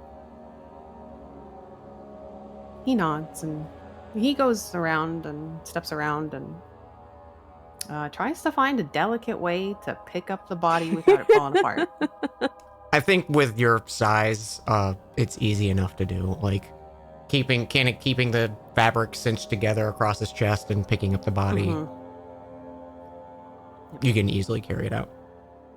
All right, so he's got him. And starts walking out with him.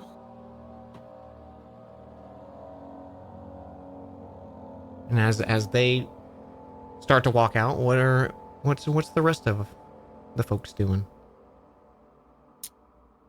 Following him. Yeah, following. Yeah. Yep. Tropy's not great at this kind of heavy emotional stuff. He doesn't know what to do, and he wants to leave because he hates this place. Mm-hmm. Yeah. Player me is like, we should loot. But then I don't think it was. Just Giving before he it gets a to the single laser shit. bit, Marvel's gonna stop for like half a second and then just keep walking. Bailey definitely won't remember to loot. Player Nicole would like to loot. Fayley, absolutely not. In character. Let's gather your party before venturing forth. Yeah. So you guys, you step out. That large kind of like archway constructed from the like freshly dug up pieces of rock, is still standing. It still looks like its grand entrance that is disguised as nothing when not activated. Bailey, you see maybe 60 or so feet away from the entrance that familiar creek that you've visited and just had a memory of not too long ago. But other than that, it seems like you're kind of just in the middle of the forest. There's sparse trees. It's mostly a clearing. But what would you like to do?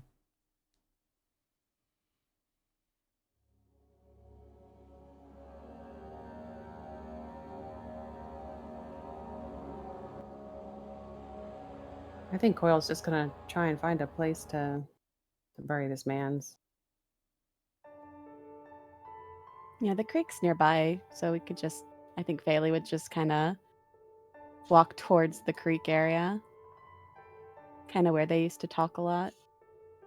Yeah, and it's easy enough to find a nice spot of like maybe a small incline by the base of a tree that you probably spent some time sitting at in your many visits. And once that's all done, she's gonna take a couple of the flowers out of her hair and put them on the grave.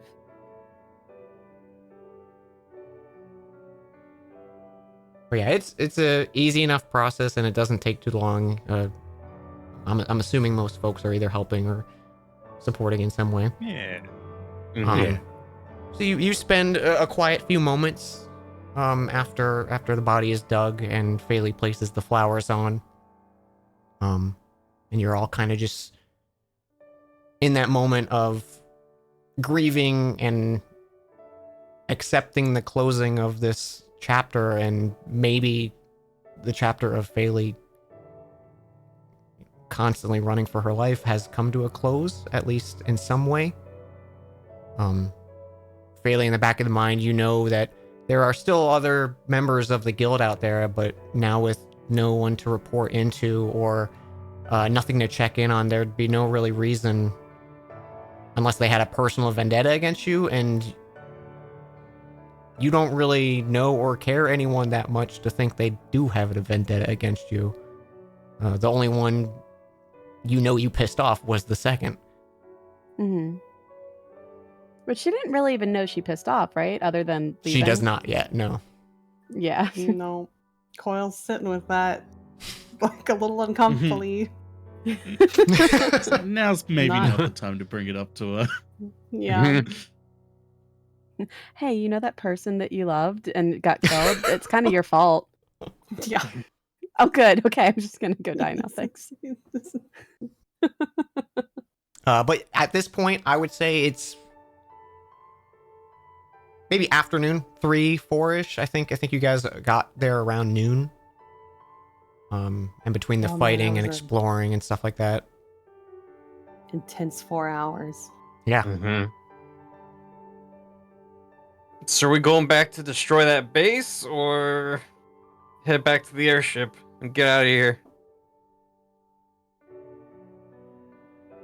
Yeah, Dan, would they have an easy way of destroying the base, or a way to destroy it? I mean, with most of it being made of stone, you think probably your best bet of destroying it would just be like incinerating the rooms that are important or taking anything that's important. The kind of altar was already desecrated to reveal the body of the first that was there. But like things that you would know, for example, if you just kind of tried to seal it and fill it with fire, there is a chasm in the back of the base that would allow the fire to, peter out over time. So it probably wouldn't be the easiest thing to do. Could we cause a cave-in? You could try. It was a pretty fortified establishment, even with that like huge bolt and thunderous rebirth of That's the first. It true. made a small top of the half, but you could do whatever you would like to try, and I will let you know if it is possible. If you had explosives, absolutely you could cause a cave-in, but I don't know with your current loadouts if you would be able to. I have a stale muffin in my I inventory. have should do one it. trap. Okay. I throw it into the entrance and cover my ears. It crumbles to the ground. Damn, a dud. But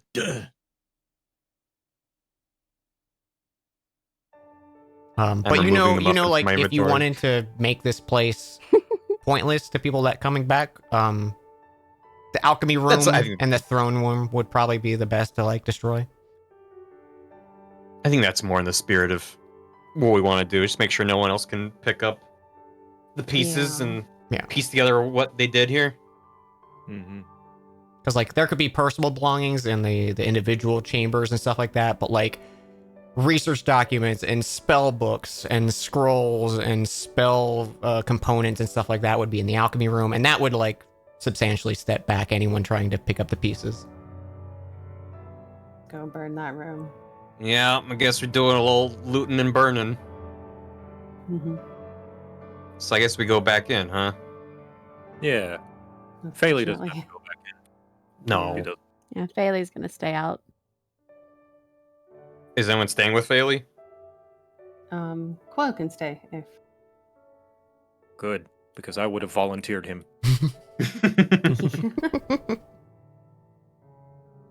All right. Yeah. Is this something that we need to act out, or can we just You- take care of what needs to? we can just say you do whatever you guys intend to do. So what would you guys like to do? I'm assuming just destroy alchemy room.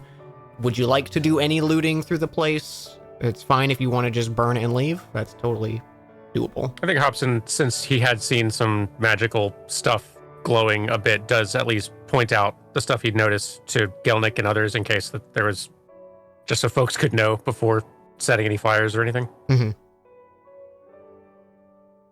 I imagine Trilby gives a cursory glance through any room that they duck into to see if anything sticks out as being especially valuable. Okay. So I'll But give you guys a Isn't searching especially hard? right. Searching through, you find like a few personal effects in some of the like private chambers and stuff like that. None of it worthwhile. Maybe had some personal value for the people who were still staying here who already passed. The few items that caught your eye, Hobson, you find a tome that is bounded by what you can best guess is flesh, and it is stitched together with little fragments of bone and this thick black string, which when you realize upon in closer inspection is actually just strands of hair. You find that black iron sword scattered on the floor nearby the knight. And the two things you found off Sawyer and Ember, you find a monocle and a small ring that has a symbol of the plane of fire on it. Hobson definitely grabs those things. Other than that, you find some like gold scattered amongst the bodies of the zombies that raised and weren't looted. There's about 287 gold if you want to pick it up. Made up of various coins and whatnot. It's not all gold. Other than that, though, the spell regents and stuff might be of use if you wanted to grab them for RP purposes, but otherwise, there's really not a lot of worth other than the spell books and stuff that they have that are clearly of necromantic origin. Gelnick, on principle, is going to not take anything from here, as he believes that any sort of necromancers and the dark rituals made in this place deserves to be destroyed and forgotten. Okay. And he'll make Trilby's such comments. Trilby's not gonna loot any of the dead bodies because they're icky. But that's what you But find. he- Yeah, but you he's can standing- say whatever you would like to take. But he's standing next to Gelnick and nodding as if he's also on like a moral standing. Yeah, his no, brain. Hobson's definitely Yeah, no, only they're just grabbing the. Yeah, we must not Hobson's definitely disturb. grabbing stuff to take back to the other caravan folks, just in case. Like, all right, just to let them know what happened. Okay. Mhm. So you want to grab the monocle and the ring? Yeah, just those. Okay. The book can stay. I don't feel like That's book probably a seems good call. bad. Okay. And it's easy enough.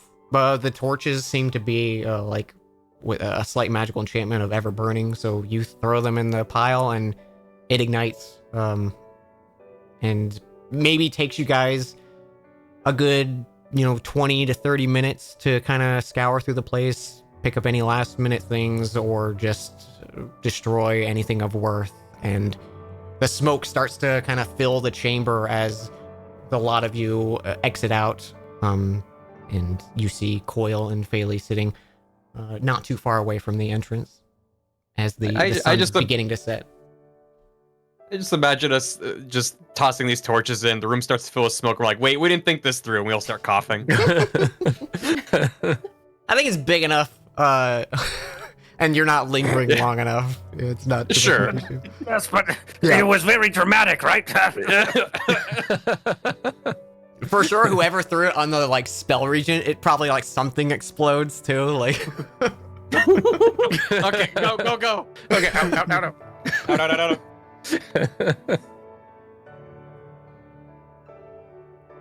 but yeah, you guys destroy the lair of the Black Hand in the front of the Midnight Lotus.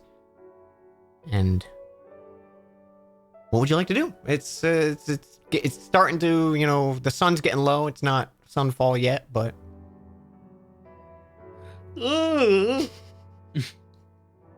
Sorry. never I gets have to old. Every time. Never gets Every old. time. We got some folks Mr. who are rough. Frodo. We should get folks back to where they can like rest and recover. Yeah. And it's about a 30-minute walk back to the skyship. Mm-hmm. We ready to go? Coil nods. Bailey, you ready to go? Bailey just stands up.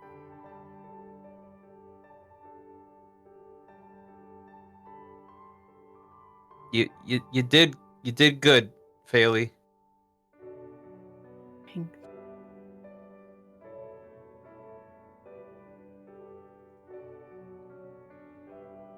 Trilby turns and starts walking. Yeah, I think Yeah. it's a quiet walk back.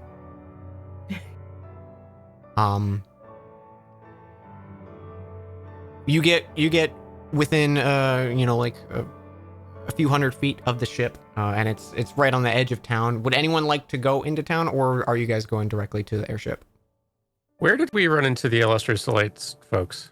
It was in town in the tavern. You Okay, remember the wagon was not too far from the. Yeah, no, Hobson definitely wants to go back to them to see if they're still there and try to find somebody in that group. Okay. Hobson goes to split off. Does anyone join? Trilby will join as backup. He thinks he's backup, but His backup. Yeah. It's moral support. You listen, run they into don't know town. I'm out of spell slots. They don't know. And what they don't know won't hurt them, right? Won't hurt Trilby. Won't hurt Trilby. It's easy enough to find the few folks. What is it? The 4 of them.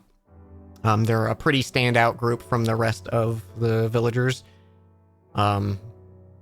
It looks like they abandoned getting the wagon primed and ready, and they're back in the tavern as the sun is starting to set. They give you a little wave as you come in, but it looks like they're having a standard night. Yeah, Hobson, I think, walks up kind of to the table and just sort of greets and says, "Hey, so we've had a rough day. We've been out. We were out taking care of some business and ended up running into a bunch of kind of a." He almost says necromancer den and then stops. We ran into a pretty rough area, and Oli just kind of got out, but there were a couple familiar faces in there, and they did not make it out. And he puts the ring and the monocle on the table, and says, "So we've kind of found them there, and I don't know if you guys know any family of theirs or if you're the closest they had or anything, but I felt like I wanted y'all to know and thought you should have these. And I'm sorry about the bad news." You can see as you place down the stuff, Tezen the Minotaur, he visibly like deflates a little. You can see kind of like a stoic nod come from the dwarf. He just kind of understands, and it looks a little sullen. And you can see the two twins kind of just like eye that for a bit, and they look over at you and go, was it you guys? I know you had beef. Oh, no. We just kind of found him there, unfortunately. And Rum, the other twin, snatches up the ring and he goes, well, shit, I guess we're not getting paid. Maybe these will fetch a good price. And then the other one slaps him, and they kind of look mad. The rest of the group looks mad at him. And Tezzin just looks at him and goes, thank you. Yeah, you bet. I'll take care. And they kind of just give a small wave. It looks like Tezzin's definitely taking it the hardest, but you kind of get the picture of they seem to be just some mercs that were hired along, and don't really know the full picture. Yeah, which is fair, reasonable. But yeah, I don't think Hobson wants to push luck or test patience for anybody. So just excuses himself and tries to head back out and refine the group. Trilby doesn't know if he should wave goodbye or anything, so he just kind of stumbles after Hobson. Yeah, they look pretty distracted as you like slink away. But the rest of you come up to the ship. Hobson and Trilby are shortly behind you. On the top deck, you can see a game of cards amongst a few of the deckhands. They look over. And Azru catches the glance of the group and he goes, not so... I'm not getting a good vibe. Things went bad, I'm guessing. Well, we got the artifact. That's good, yeah? Yeah. Wait, nothing happened. And he's like, he counts. There's 6 of you and he goes, yeah, what happened? You're all here, yeah? Everything's good? He doesn't know how to answer that. He just looks to the rest of them. We completed the job. Everyone's not good, but everyone is here. Okay, I'll take it. You guys say the word and we can head back to Northcliff? Do we need to stay any longer? Anything? I think we probably want to go. He gives a moment for like reading the rest of the group with those words. And then he goes, all right, you heard him. We're taking off. And then like the rest of the crew gathers up, and one of them like picks up the table and brings it downstairs. The other one like still has cards in their hands running after them. And they kind of over the next 15 minutes or so get the engines ready, detach the anchor from it basically, and within the hour you guys make way, heading back into the skies, sailing south to Northcliff. Love that. Hang on. I just gotta one real quick. Just.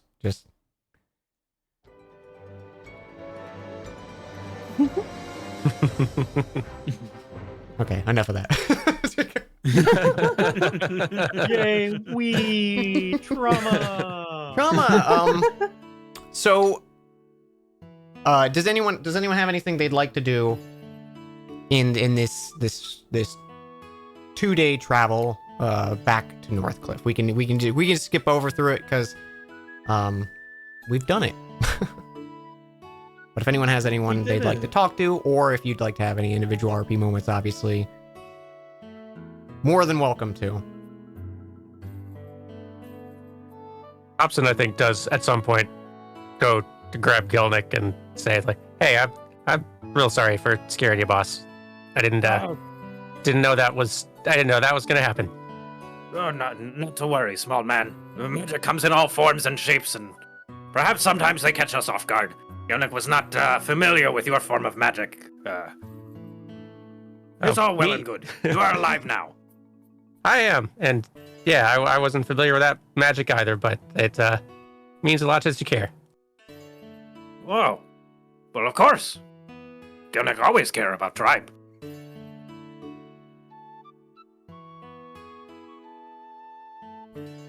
Yeah, that's mostly it. He wanted to say thanks.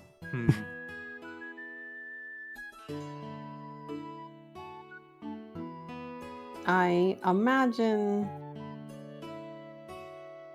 Coil is going to. This is awkward, so he's just going to give Faley space. Mm-hmm.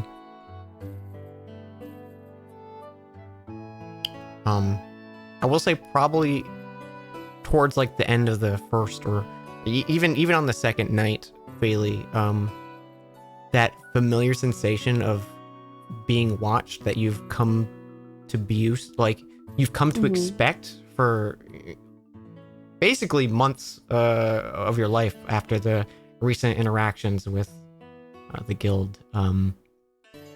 You find yourself at peace as you don't feel that prying eye over your shoulder constantly.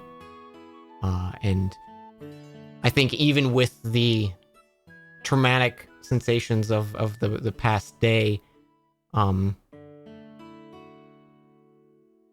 whatever your dreams might be, I think you find yourself a little more rested than you expect. No.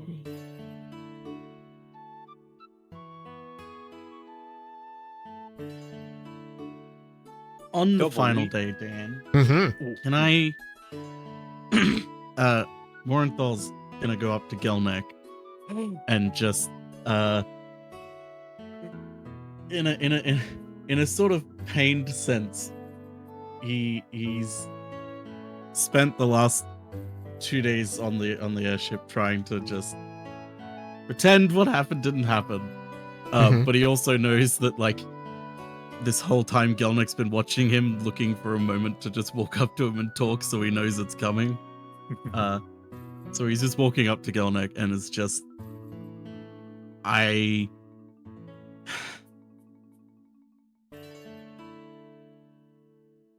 want to apologize for worrying you during what happened. I had a lapse of control, and I didn't know what to do. And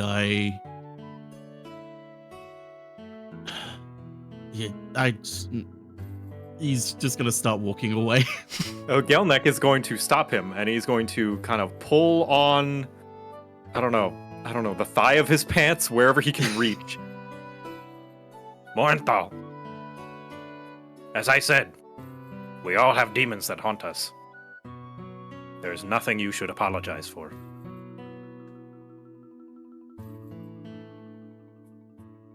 Yeah, I just...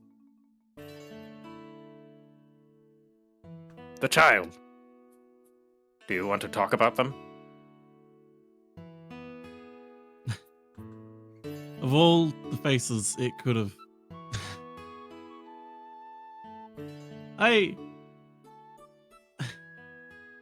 I've had a long career. Not that long, but I've done a lot, you know. And in my line of work, you don't ask questions. You don't question orders. And you get used to it. You get better at treating faces like targets. Sometimes you can't help it. And there's always one that sticks with you, no matter what, and you can't help but ask why. Why them? Why do I do this? I just...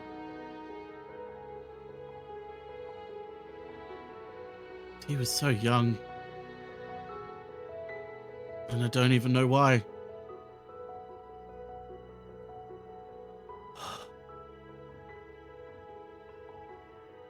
I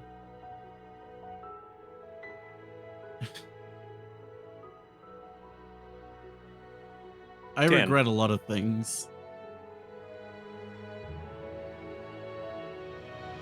I don't know if I'd change it all, but yeah. Dan, would the airship have had some kind of alcohol, rum, ale on board at all, or any special drinks? I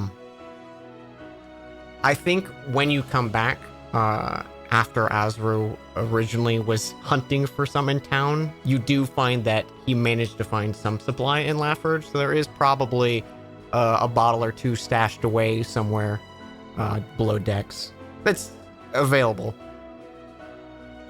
Gelnick, for once, is not going to say anything, and is simply going to listen. Whatever Mornthal has to say, whatever's on his mind. And while they are talking, he's just going to make sure that there isn't anyone in earshot. He's going to invite him along, and they're going to have drinks together. No. My heart. And Gelnick will simply listen. He's just gonna sit there and tell Gelnick about not everything, but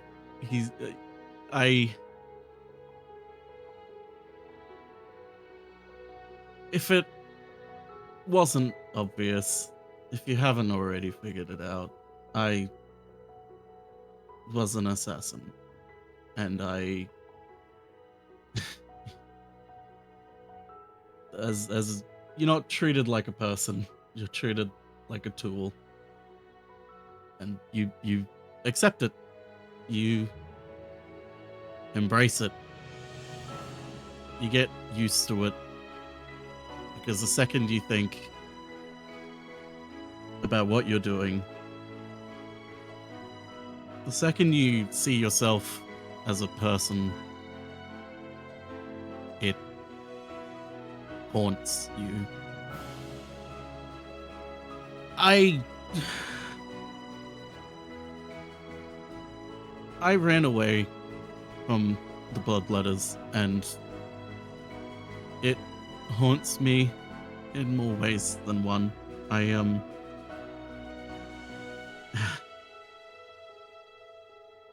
Hell, some reason they're still trying to track me down, because I guess they don't like losing their toys. I killed so many people, and it was always fine, because it's all I knew, and it's all I had. But as a child that grows up with nothing, being taught to do this, killing a child,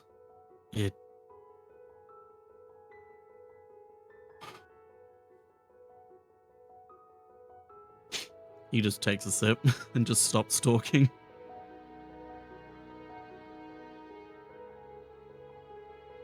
Gelnick, just hearing him out, and when he no longer has anything to say.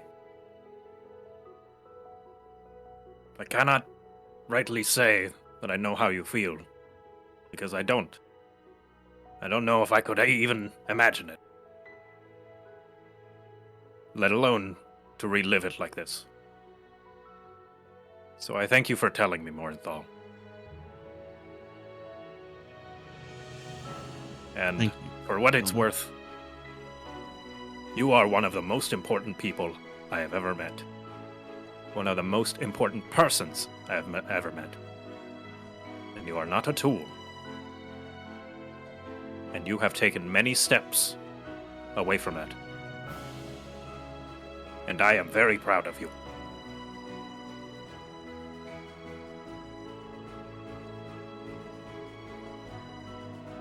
Every day, you prove them wrong.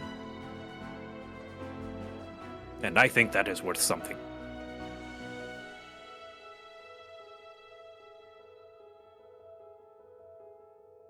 He'll lift a glass for cheers. Orthos, I'm gonna raise my glass and gently touch your glass and just thank you.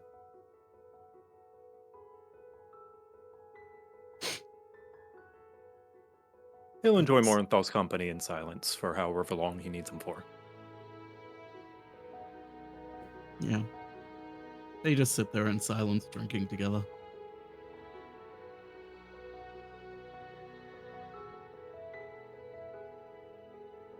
Yeah, I think that's it. That was really nice. Sniff. Mm-hmm.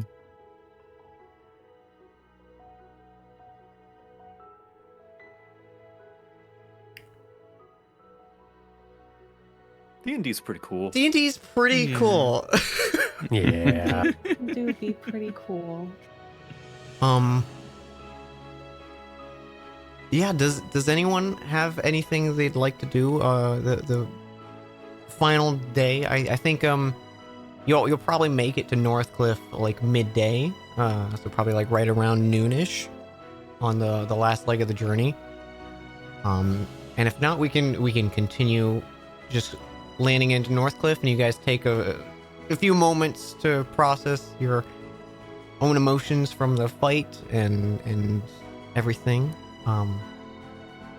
Before we get in, I do need to Yeah, you check do my bag check of your bag. everything. Check your bag. Uh-huh. Yeah.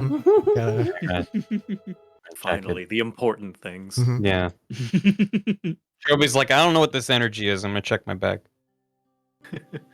Just like camera pans Yeah. up to Troby digging through his bag in another room. Boy, oh boy, oh boy. How many is it? Like 2? Yeah, you get 2 rolls if you're doing it for both days. And the second roll will be going into like the morning of arriving. I just rolled number 1. You just rolled a 1? I just rolled a 1. All right. Roll Either that or another- 100. Was Pretty it sure 2 it's just zeros? 1 and 2 zeros. Okay. So yeah, 1. Roll another d4 for me. Okay. 2. You reach your hand in and feel 2 slick pieces of glass, and you reach in and it's 2 marbles, 2 glass marbles. Wow. Wow. Oh boy. They got that cool like, you know, that like spiral of red and yellow that they put in the Yeah. center. Yeah. Oh, those cool marbles. Yeah, Mhm. like that floating like fish scale thing in the middle. Absolutely. Ones that cost like 50 cents extra. That's a good marble. I put 'em in my pocket. Sorry to just emotional whiplash with just Listen, this is prime D&D. I got a Emotional marble. whiplash and then rolling on a D100 table. I rolled a 90.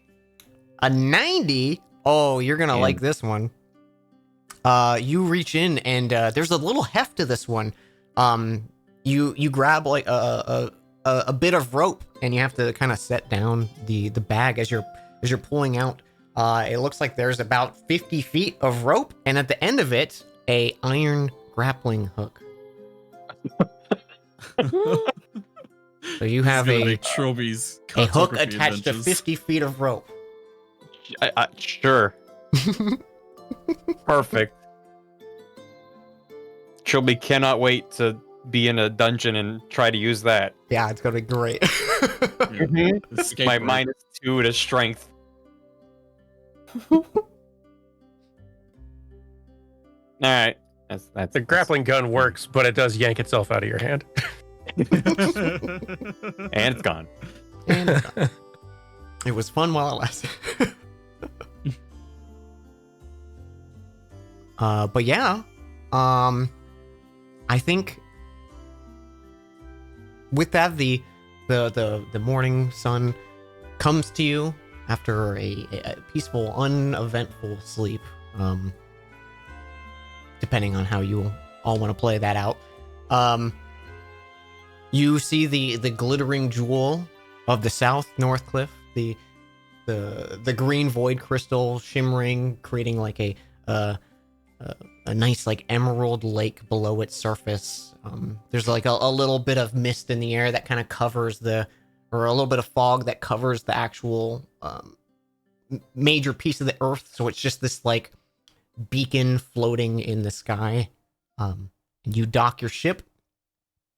And Azru comes up to your crew and says, well, it'll probably take us about a day or two to repair, refuel, make sure everything's in tip-top shape. But I think last I was told is we're at your service if you need it.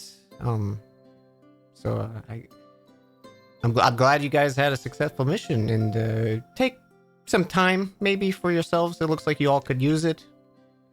I don't want to pry because you're my clients, but I hope things look up for you.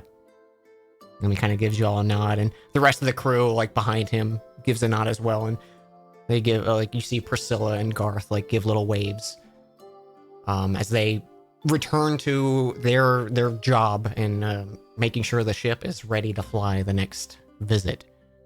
But you're in Northcliff at the docks. If you'd like, you can go find Adokus either at his dojo or going to the same meeting spot you had, going to the Spire, or you could just go to the inn and maybe take some time for yourself. You still have the seed well tucked away. You haven't had any sensation similar to when you had the Defiler staff in possession. There was kind of that lingering desire to touch and use it. You're not getting anything like that from the seed. It just kind of creates like a warm glow in its presence. Yeah. Can you pull up the Northcliff map? Of course I can. I don't need it. I just like looking at it. Yeah. There it is.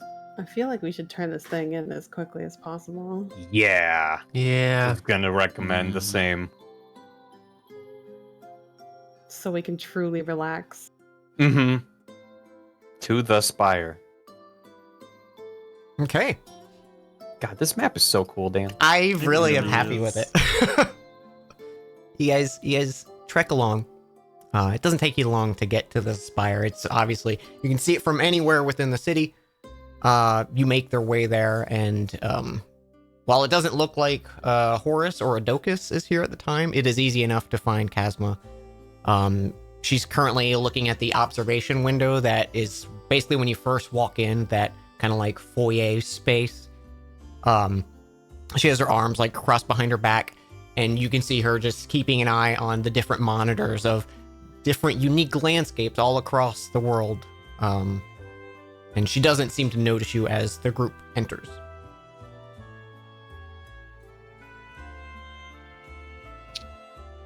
Evening, or what time is it? It's we'll say it's like 1 at this point once you've walked through town. Right. I feel like Coyle said that out loud in character. Yeah. No, I Yeah, am. it's a lot of travel. You got jet lag. Yeah. Even though you're going north, south, whatever. Kazma turns around and goes, back so soon. I'm assuming nothing's happened. Oh, quite a bit of things happened. Oh. Well, Probably- here, let's we'll go into this side room, and she brings you back to that small little like meeting space that when you were first getting described, the Spire. It's like a side little room. It's just her. She sits down and says, "Well, you all went to Lafford for the Flower of Rebirth, yes? I feel like you just departed. It's only you had maybe enough time to get there and just back." Turned out to be a pretty quick job. So you found the flower, or at least the seed? Gelnick will reach into his pack and pull it out and show it. She takes one of the like monocles that's kind of like constantly looking in other directions and shifts it as it focuses in on the seed, and she kind of leans on the table, her small gnomish form like she's got like her knee on the table, leaning across, observing it. And as she does, you can see her make a small like tracing her finger on an invisible symbol in the air. Yes, the flower crowns have returned. They actually have one of the artifacts. We'll need a proper storage device for it pronto. We're at the spire. And she turns her attention back to the group. Adoka should be on his way with a proper vessel to contain it. We have a storage facility here in Northcliff while the vaults are being rebuilt. I don't know if we've explained that process or not to you. Frankly, I'm quite impressed. I don't want to be rude, but I thought you all were a bunch of bumbling idiots, and I don't know what was wrong with Adokis, but maybe here's something to it if you actually, return 2 artifacts now. She kind of crosses her arms. Happy to prove you wrong. I'm happy to be proven wrong. The broken clock of you right twice a day, so really it'll be surprising if we get a third one. A Well, broken it's clock can already be more... right. It's already more than any of the other groups we have working for us have turned in, so you're already off to a good head start.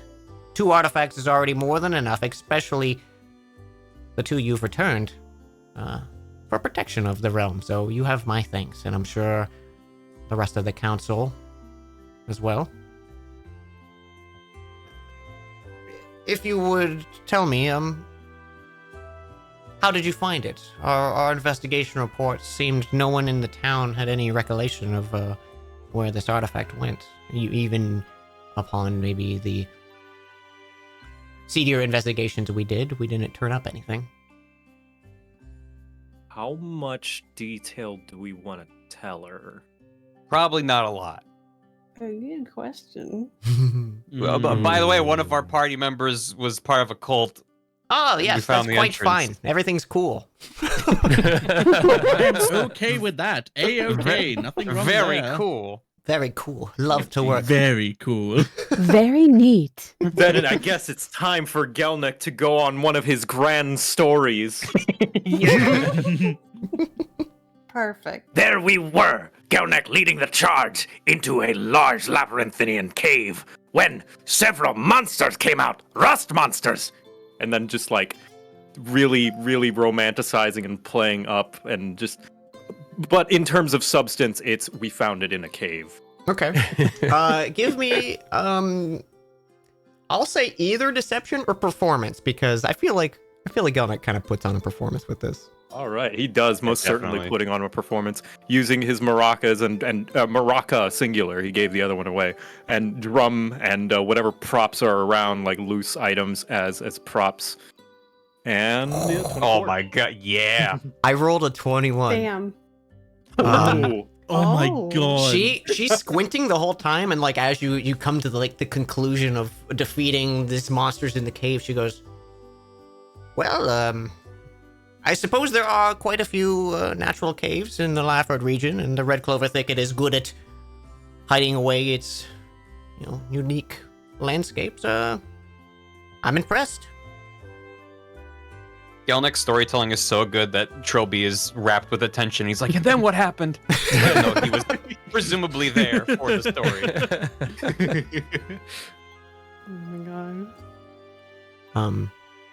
It should probably only be a few more minutes. I don't imagine Odokus was in the middle of anything too constructive, but being you have the proper vessel, he should have your payment, which I believe...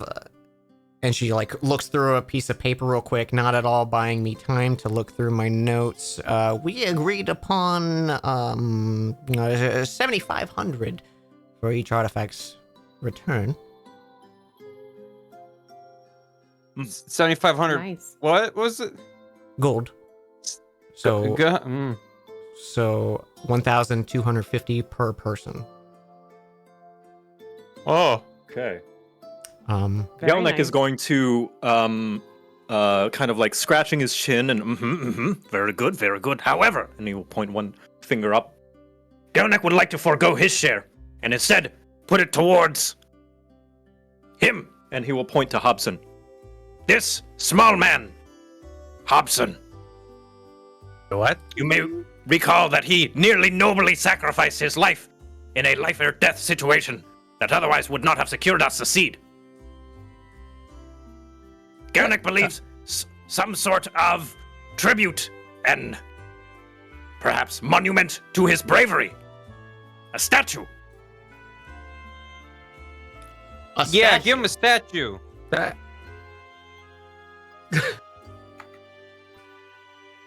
Hobson just like does not know what to say. It is just flattered and surprised and feels like he only remembered just missing a whole lot. But I think But, as you're thinking all these as thoughts. it- but Oh, go ahead. yeah, there's a but then yes, like there is a change in countenance and then a very sudden like, I think that's a grand idea. Well, I very humbly accept. Yes, for if not for his near life-threatening noble sacrifice, we may not have found the seed. Right somewhere wide open and easy to spot. On top of the spire.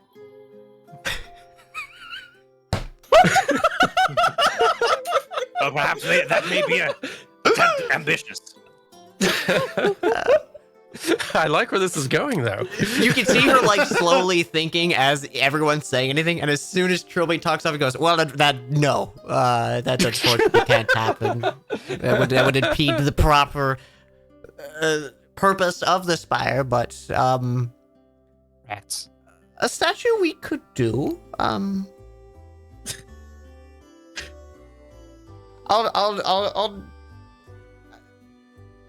1250 is a bit much, unless how big of a statue are you talking? Do you want the entire funds to go to this? For your Yelnek share, looks that is. over to Hobson. Well, And Hobson kind of gives one of those sort of like shrugs that Vols rather gives one of those shrugs is like, maybe? like how much statue you got? Sort of. Gelnick's journey and pilgrimage is valued beyond coin. He has no use. So, spare no expense. Well, very well. I will speak with Mr. Wyatt and see if there's a plot of land that we can install a statue of our brave halfling friend here. And she eyes up Hobson for quite a bit. It could be a few days, Hobson but I'll takes give you Hobson go takes weirdly long to respond to sort of acknowledge that, just because like I don't think halfling registered in Vols's head for a couple of seconds. Like, right, me, yes, hello. But we can arrange something of that. I'll let you know where we could install it. So what is within the city's allowance for the moment. But if that is all right with you, we will hold that share of the money, and that will go directly to the installation of this grand statue.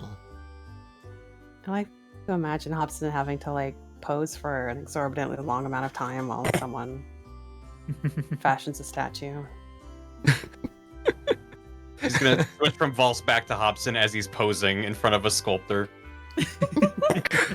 Half of it's triumphant, the other's tired. Yeah, like Vols poses for as long as the flattery outweighs the boredom, and then as soon as boredom takes over, then it's Hobson's job for the rest of it. You can't tell if the statue is posing heroically or slouching. Just well, like everyone just sees sort of like a different emotion in this enigmatic smile on this figure. just this town's Mona Lisa. Yeah, I was gonna say the Mona Amazing. Lisa of statues. So over the next few minutes, just for speeding, Adokis comes in. He provides it's kind of like a small lockbox that you can see is like this ornate, like dark looking stone almost design. They open it up, they place the seed in properly, and it's like nice and encased. They seal it away, and he hands it over to Kazma. Kazma gives you all a nod, whispers something to Adokis, which you kind of just get the gist of, like, hold off on 1250 of the share. It's going to a statue, and then she walks away. Adokis just kind of looks at the group. I'm told here's your payment. And he places down the 1250 per person, holding back Gelnek's share. And he looks at you and goes, I'm really impressed, and thank you guys so much for not only putting in a good word for me with Kazma, because it was a bit of a risk bringing you all on board, but I think she's coming around to you. So we'll get you a package of information on the next artifact as soon as you guys want, but feel free to take a bit. I mean, that was you weren't even gone a week.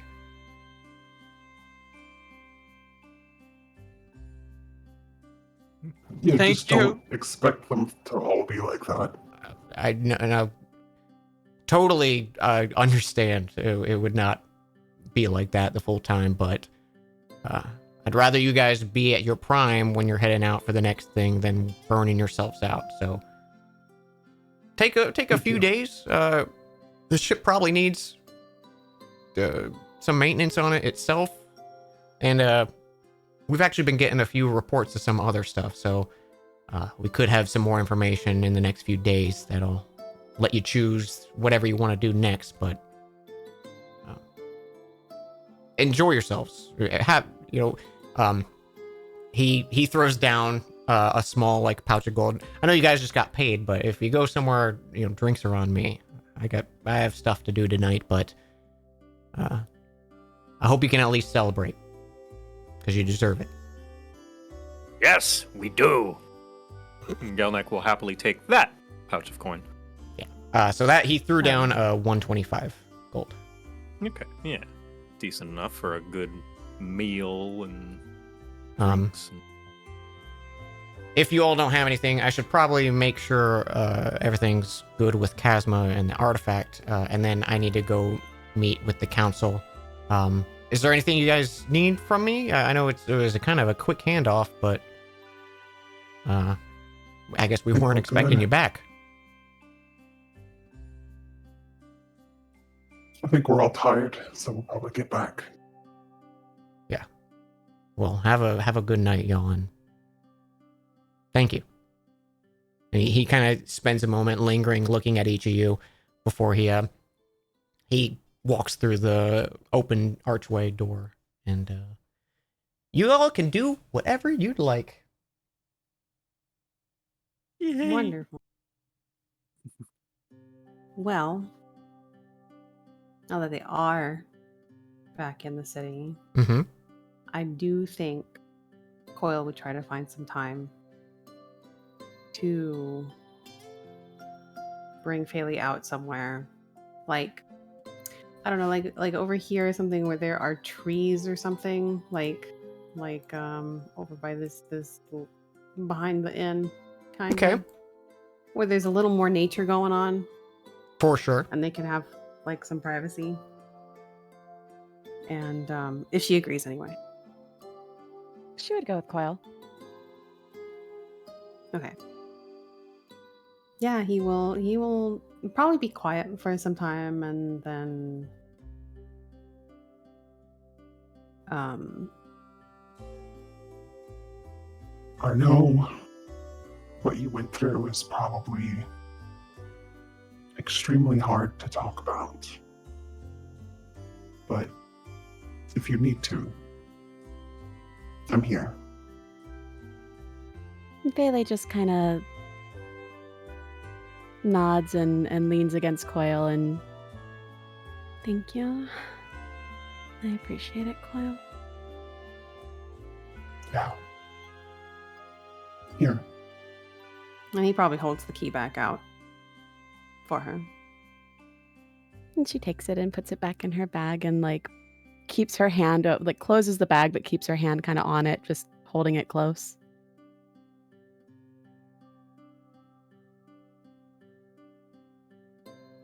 Are you going to be okay? In time, yeah, I'm sure. I didn't expect any of that happened, but you know, I have I don't to know be how okay. you could have. Yeah. I still don't know why. I don't understand anything that happened. I don't know why they had to go for Eric. He was one of the top people. It doesn't matter at this point, really. I just... You seem to It's be not- destroying everything. Yeah. And she kind of like puts her hand to the necklace that she had taken from Eric and just kind of holds the little end of it. He was a good person. No one deserved what happened there, but he especially didn't. He was just trying to bring back someone he loved. As We all were. were you, it sounds. Yeah. It was all bullshit in the end anyways. Couldn't really do what they said they would. But we believed for so long. And he probably believed until the end. They preyed on your vulnerability. And for that, I'm glad they're gone. There's still going to be people there that have those beliefs. And there's going to be people that go there seeking out more, and they're not going to find it. Which is good. But they're not gone forever, and there's so many people like them. But for that group, hopefully they start to die out. At Well, least so. at least the main ones are gone, so Does that mean you won't have anyone hunting you anymore? I hope so. That would I be don't nice. even know the full reason why I left in the night. I figured it was just because I knew Coil, the things I did for them, I'm not proud of. But that's not who I am. It's what I had to do. And I thought I they were coming understand. after me because I knew things that about them, their workings, how they function, but it doesn't really matter. Hopefully they don't anymore, and hopefully the ones that are left don't know about any of that. Well, Yeah.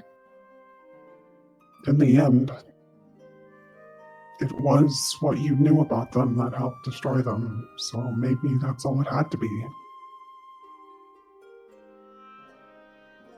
But I'm also destroying hope for the people who are working for them. And is that The fair hope. to them? The hope is false. The hope is what keeps us going sometimes. Hopefully they can find it elsewhere. Someplace that won't take advantage of them. Yeah. I hope they can too. I hope you can, too. I've got you all. That counts for something, right? Yeah, you do.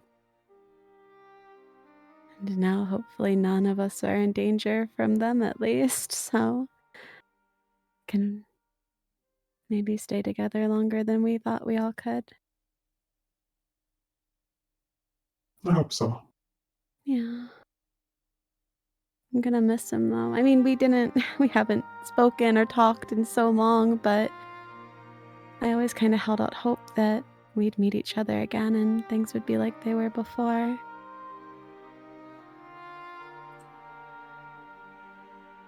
Yeah. I'm sorry for your loss. Thank you.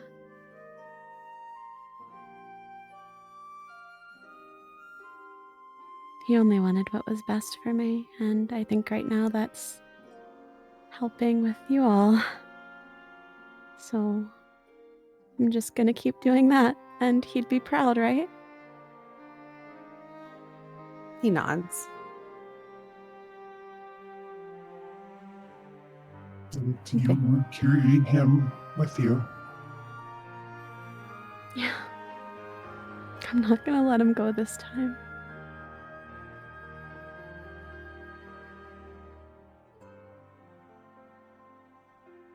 And she just kind of like quietly sits there and just holds the pendant really close and closes her eyes and just leans over and just stays silent.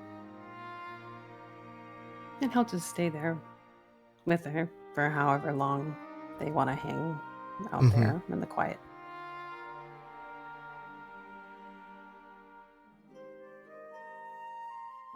I think I as much I really want to just keep playing, but I think that is a really nice spot to stop. Yeah. Yeah. But I wanna. The D&D's good. I don't want to D&D's stop. fun. Note to self, chat, don't let me forget to buy armor next session, please. This is on you, chat. This is We have we're- so much we're money. shopping. You I have the have- money now. like 3,800 gold. Please make me buy armor. You can buy chat. some good armor with that. We got some Oh, shopping. hell yeah. Somebody might be back in town too. No, never mind. I don't want to give him any of my money. Yeah. I'm not giving that man a single dime. Fuck. I was really hoping one of you would be like, before I go to the inn, I'm gonna go to the town square, like the marketplace. Perfect time. We had our priorities. Yeah, you did. Priorities. Well, It's a hook for next episode. hooks for next time. Yeah, the return. Mhm. He's in the post-credit scene of this episode. Yeah, Oh, the I put it chameleon together will in a return. team.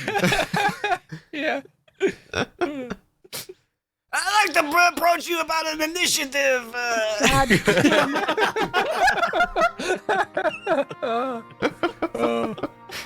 Oh, He's like out boy. of breath because he's been running the whole way. Yeah.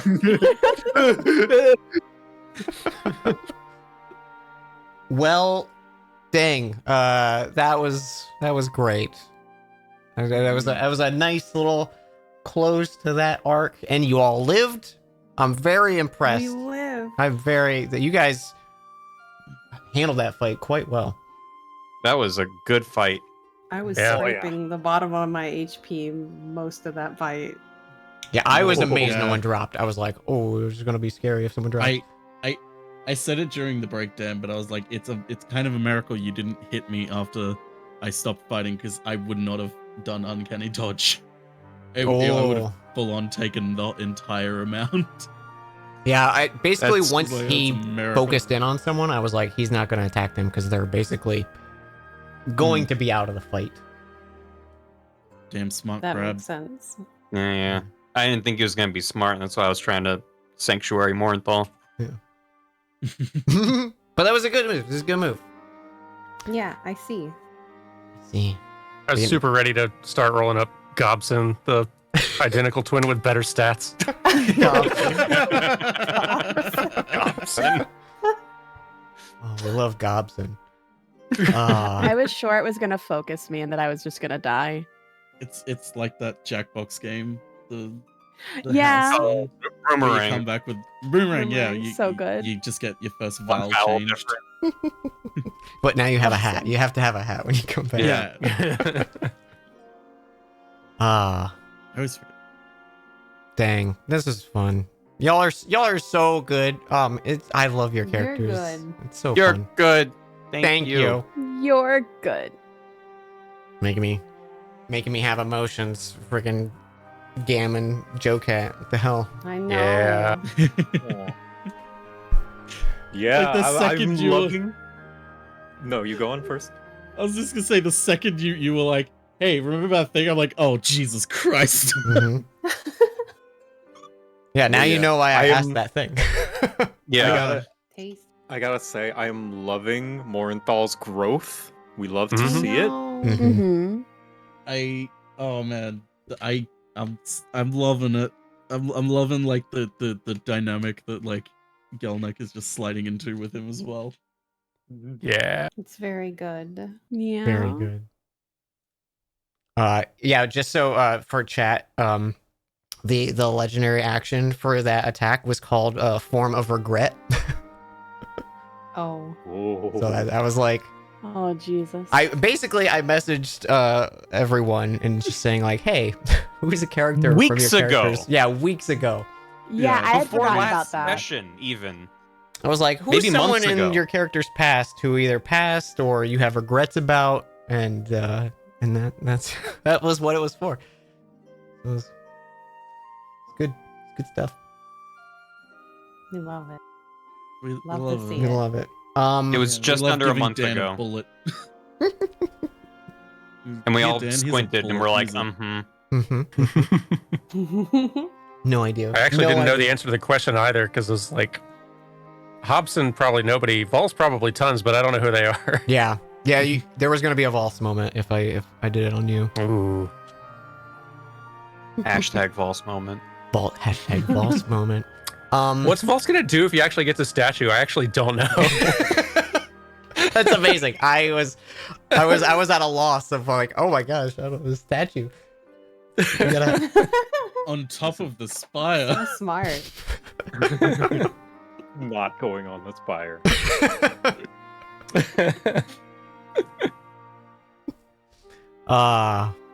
Man. Well, does anyone have any closing things before I thank chat for their generosity? Thanks for putting together such a Yeah. fantastic Yeah. encounter, man. Like Yeah, Yeah. that was Yeah, really thank cool. you. Thank I you really all for enjoyed that. playing with me. I love it. Of It course. was great. It's so fun. I super look forward to this all the time. Me Um, too.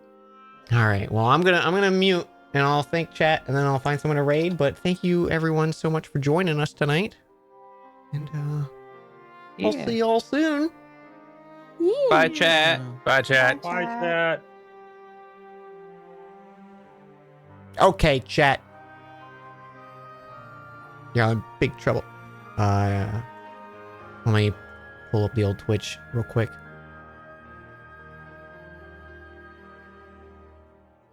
I didn't have my alerts open this time. Okay. You guys are very generous. Thank you. All right, I am going to go through and thank everyone for subs and bits and alerts and all that stuff. And then we're gonna find someone to raid. Thank you very much if you tuned in tonight, or if you tuned into the VOD. Thank you, VOD watchers. I appreciate you. It's really fun putting this together, and I'll let you guys know via the Discord when the next episode is planned. It's usually around one a month. But I'll let you guys know ASAP. I'm already excited for next session. There's so many fun things that I want to get to.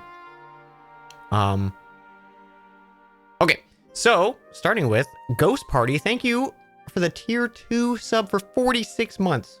Oh my gosh, thank you. Gam, thank you for the raid. Probable Futures, thank you for 14. Your body is ready. It's ready to, cause I dumpin'. Bryce, thank you for 44 months. You're on your way to try 4s. All right, Bryce is banned. Chroma Capybara, thank you for 5 months. Midnight, thank you for Tier 2 at 19 months. Thank you so much, Midnight. Thank you for the follows that came in. Ed, thank you for the gifted sub. Wait, sorry. This was Ed, thank you for the resub for 24 months. Then thank you for the 5 gifted subs. Thank you for the gifted sub to Winter Rose. Universal, thank you for the 251 bits. Nicole, thank you for the gifted sub. Ed, thank you for the gifted sub. Then Nicole, thank you for the gifted sub. Then Ed, thank you for the gifted sub. Then Universal, thank you for the 2 gifted subs. Were you guys having a little dance there? What was that?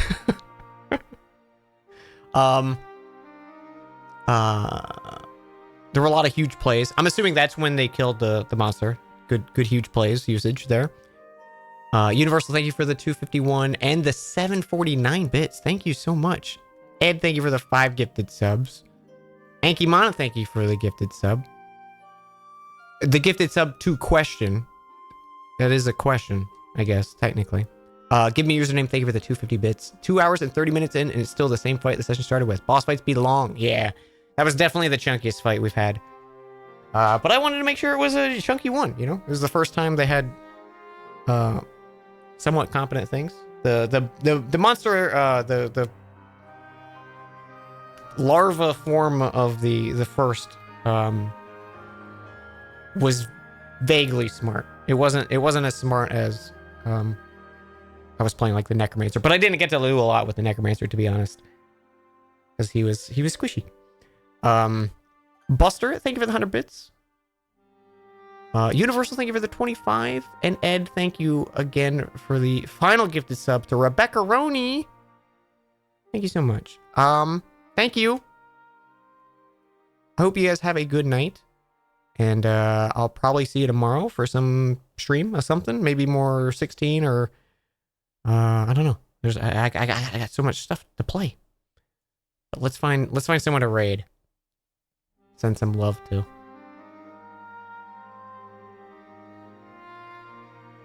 See who we got on. Yo, it's been a while since I've gotten to raid Catlink. They're doing some Resident Evil 7 speedrun stuff. I think they have a GDQ event coming up soon they're practicing for.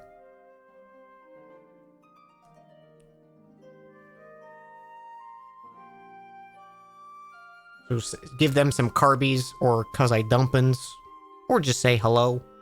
They're a wonderful person and a really, really nice, comfy stream.